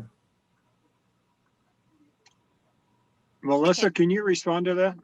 Sure. So great question, Donovan. And we have not planned on an additional supplemental study to go along with this. There is a 2011 multimodal study that was conducted to look at possibilities for public transit as well as bike and pedestrian facilities. But other than that, the services that the county provides is some road maintenance as well as snow plowing of the roads, and obviously the police service. So, or rather the sheriff's service. So yeah, I don't know if that exactly answers your question, but we don't have an exact study plan to really look at the differences between cost of residential versus commercial industrial. What I would point you to, and before everybody leaves, and I do want to pull up our planning and zoning web page so everybody can see the resources that are available on it, because there is a lot of information and the rural activity centers are identified there. Did you have any follow-up thoughts on that, Donovan? No, it just would be interesting. There'd be some interesting data to help inform the policy if that's. I mean, especially if people are concerned about taxes increasing. Right. So. And so what you're suggesting is the studies that you've seen, residential development ends up costing more because it brings in less revenue. Right. You have to, well, like the things that you mentioned, for example, the roads, schools. If you had to bring back some of those more mobile units for Cromer, for example, to accommodate. That's a good point. Yeah, to accommodate more students. If you had, I don't know, the sheriff, for example, would have to patrol more roads, for example, if there were more people, and water, electricity, all that goes into providing services to residents. Yeah, that's a great question. And I know that different departments do have well, they understand what it takes, for instance, to have a deputy out in patrolling the area, and they understand the costs involved with that. What I will mention to you, and since you're just recently joining us, we have done a build out analysis of the area. In other words, what that looks at is the amount of zoning and how much vacant space and how much developed land there is, and what remains to be developed by way of, for instance, commercial or industrial land. And I just briefly mentioned this earlier, but there is quite a bit of vacant commercial and industrial zone land available for development that, as you are suggesting, would bring in additional revenues.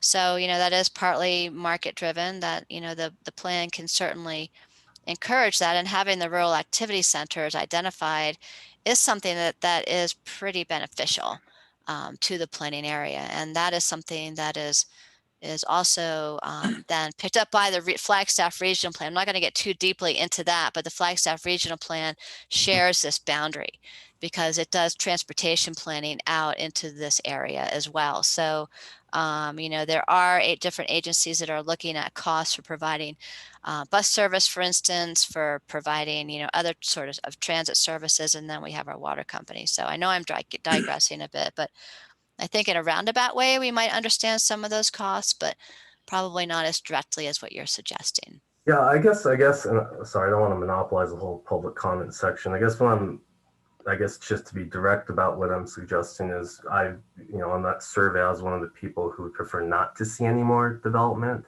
And so if you avoided further development, you would also avoid those increased costs. And I think that's what cost of community services studies typically find.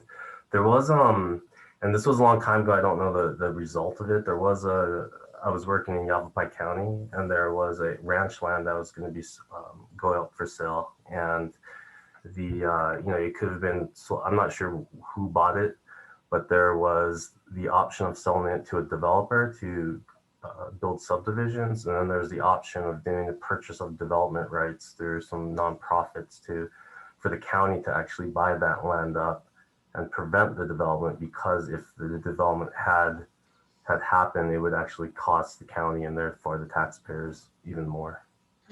So just something to think about. That's a good point, Donovan. Thank you. Yep.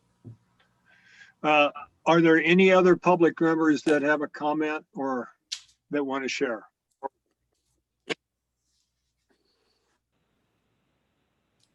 Yes. So my name is Russell. And yes, go ahead. I have a question. Yeah, I'm sorry. I had a question earlier when we were going through the survey and talking about the rural activity centers.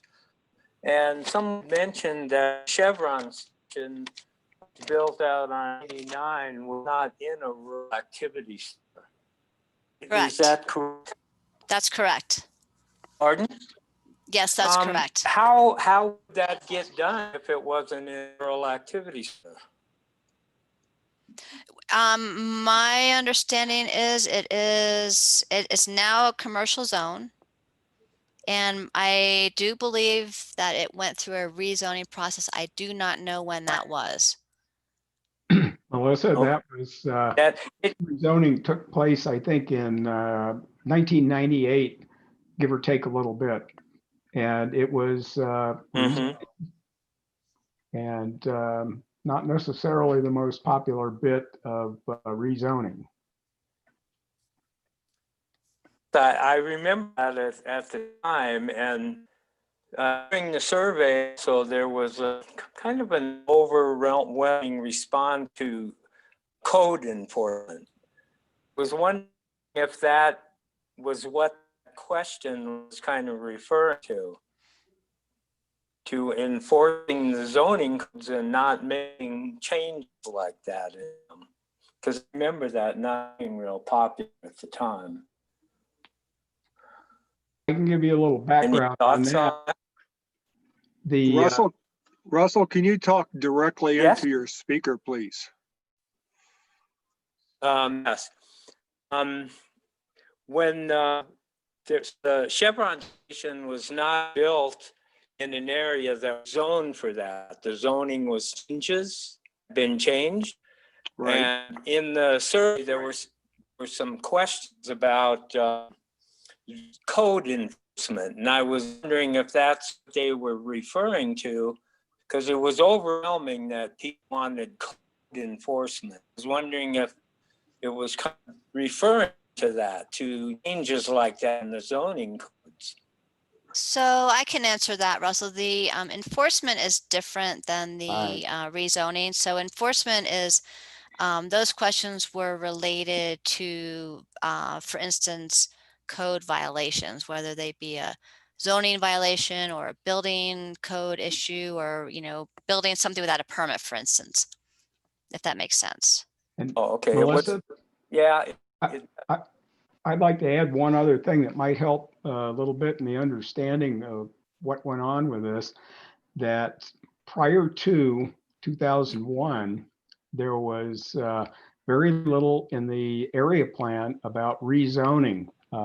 And the reason that the area plan that was adopted in 2001 presented what is essentially a prohibition against rezoning properties like that from residential AR to commercial, that Chevron station is the reason why that is in the area plan right now. And as a matter of fact, a recent case came up wherein rezoning right next to that was requested, and the Planning and Zoning Commission unanimously turned it down and recommended to the Board of Supervisors that rezoning request not be approved. Yeah, that's interesting. I find it real interesting. I did have another question too, and it's in that same area. It's just north of Campbell. I think there's it's the North Nazarene Church was built, and it doesn't seem like it conforms any of the design guidelines that the county has. That may have been constructed. It may have been constructed Pardon? before it may have been constructed before they were adopted. They were adopted in 2001. Well, this church was built long after that. I wouldn't be surprised if it was maybe 4 or 5 years ago at the most. It's questions that I'd have to look that up. I'm not sure when that building was constructed. I have friends that. Well, Russell, okay. Yes. Maybe write down some of these questions and see if we can come back to them and maybe get you some more detailed information that way. I'd like to. Okay, I will do that. Go ahead. Okay. Thank you. Any other public? Okay, I will. Members.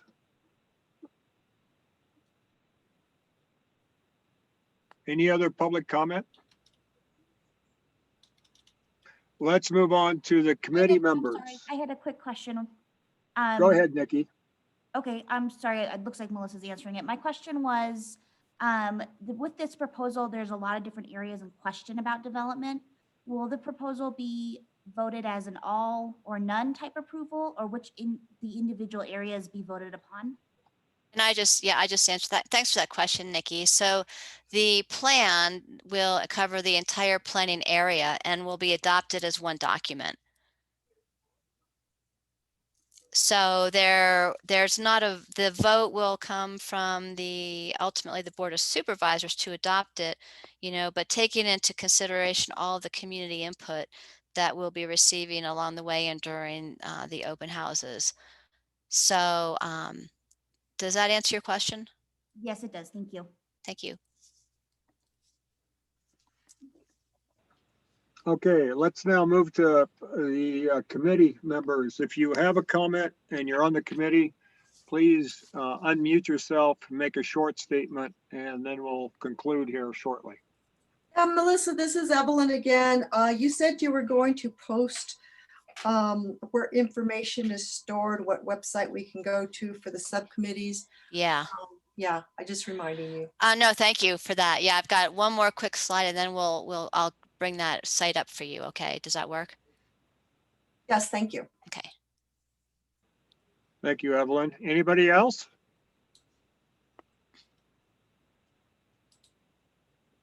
Well, I want to thank everybody who has attended tonight. This was a good meeting. I learned quite a bit myself, and I particularly am happy that we have a lot of community participation, and we invite you to come back at our next meeting, which tentatively is January 14th. Okay, I have a comment. I was having trouble with my mouse and couldn't unmute myself.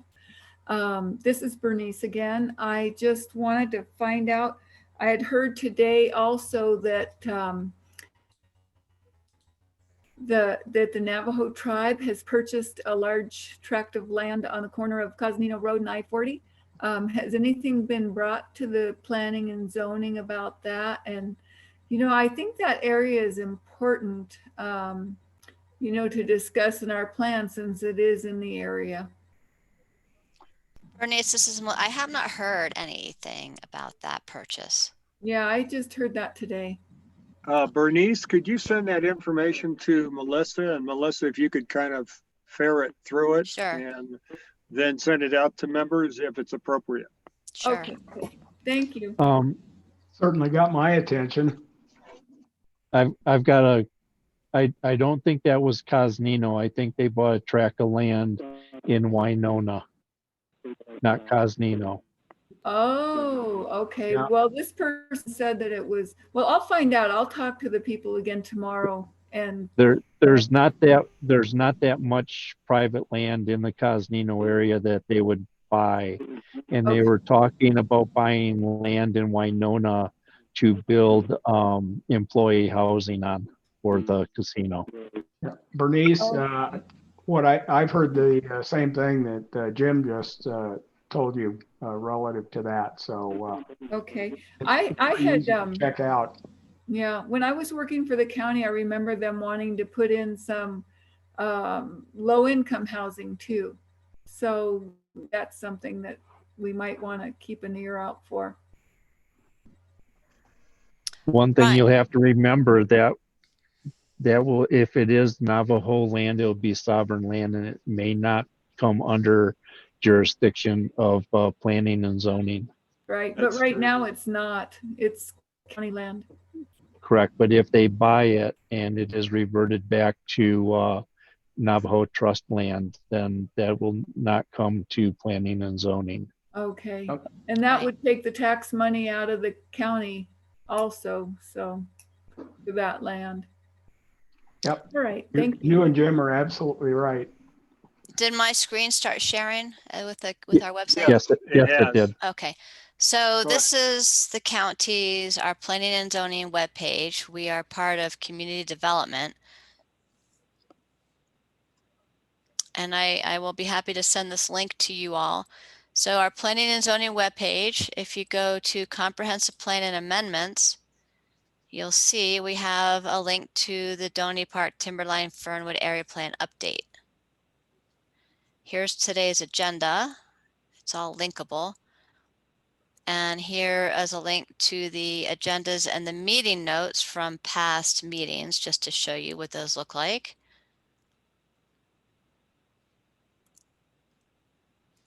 Oops, there we go. And then go back to the page. For those of you, again, who are just joining us, the story map, I'm going to open that again, is an interesting map that shows you a lot of specifics about Doney Park Timberline Fernwood. Some explanation about what it is. You can zoom in to these particular locations, the different areas. The Rural Activity Center list is over here. So if people were asking about this, you can see where they're located. Actually, this symbology is over, it should be over here. This is one that there's actually an error in the mapping. But if you read the description, this is the Rural Activity Center over here.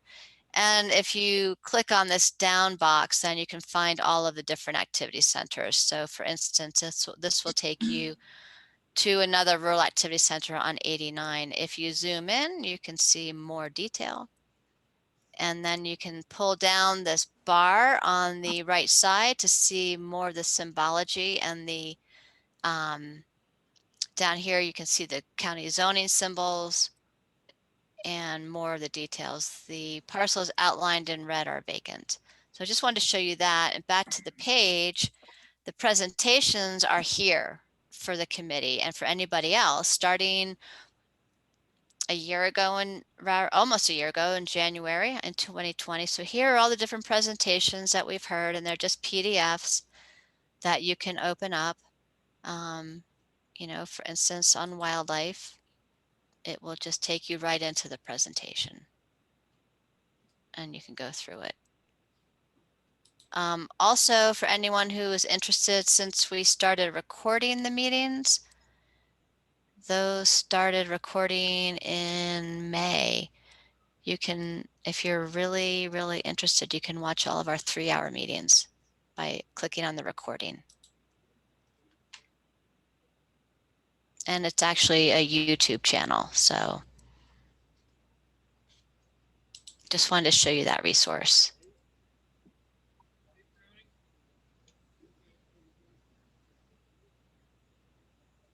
Oh, I guess I started something. I'm sorry.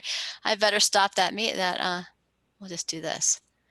Any questions on this page and what's available? I think there's everything that we have up here at this point. If you want to visit the current area plan, the current Doney Park area plan is right here. Just bring that up. And this is your 2001 plan. So that was that. So again, just go right there and find all the presentations. And the survey is on here, and then we'll post everything from tonight. There'll be another space for tonight's meeting information.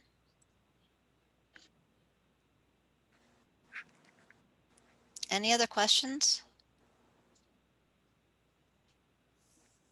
Brian? Yes, Melissa, can you hear me? Uh-huh. I did have a question concerning the area plan map. And it's a bit small and hard to see on the survey, but right. Go into the story map here. If you go into the story map, if you go into the story map link, then right here, did that display? You can see the boundaries right here on this map, the gold boundaries. Yeah. And I can enlarge it and it'll look. Exactly. Exactly. You can just scroll in, and it's a big planning area. Yeah. The question I have is, it looked like the boundary of the plan area actually included Forest Service land. It does include some. Yes, it does include quite a bit of forest land. Mm-hmm. Why would that be? Well, when the planning boundaries were drawn, the committee that drew the boundaries felt that that was an important area of influence. It's interesting that there's also some Forest Service land mixed in with some of the private land. So, yeah, that was something that was drawn well over 20 years ago. It has not changed with this update. There's another reason for that also. That it was included when that was written. Land swaps were a lot more common than they are now, and it was very common for a developer to approach the Forest Service through their congressional representatives to get a land swap. As a matter of fact, where I live was one of those land swaps that was done back in the 70s, I believe. But that is a valid reason for extending the boundaries of a planning area or zoning to those lands that are not privately owned. Because if a land swap does occur and you have drawn a boundary with no zoning that is a part of the land that is swapped, you got a real problem as far as how you're going to deal with it after the land swap if you haven't already zoned it. They dealt with this in the Tucson area, Tucson and Pima County, in terms of dealing with lighting and the Kitt Peak observatories. So they have national parks, Forest Service land, everything within their zoning area down there as a result of that. Thanks, John. Thank you, John. You bet. Anything else? I did feel that when I saw that could be an inclination of what was desired, say, by the county or by plan in order to prepare the area for future development like that. I was a little concerning to see that, and that's why I wanted to ask you about boundaries on the map. So thank you for the answer. You bet. It's a just in case. It's kind of like an emergency escape clause. Okay. Let's go back. Makes me a bit worried. Okay, thank you, Russell. Let's go back to Melissa. Do you That's have, all I had tonight, Brian. okay. Well, I called for committee members to share comments. Any other committee members needing to share?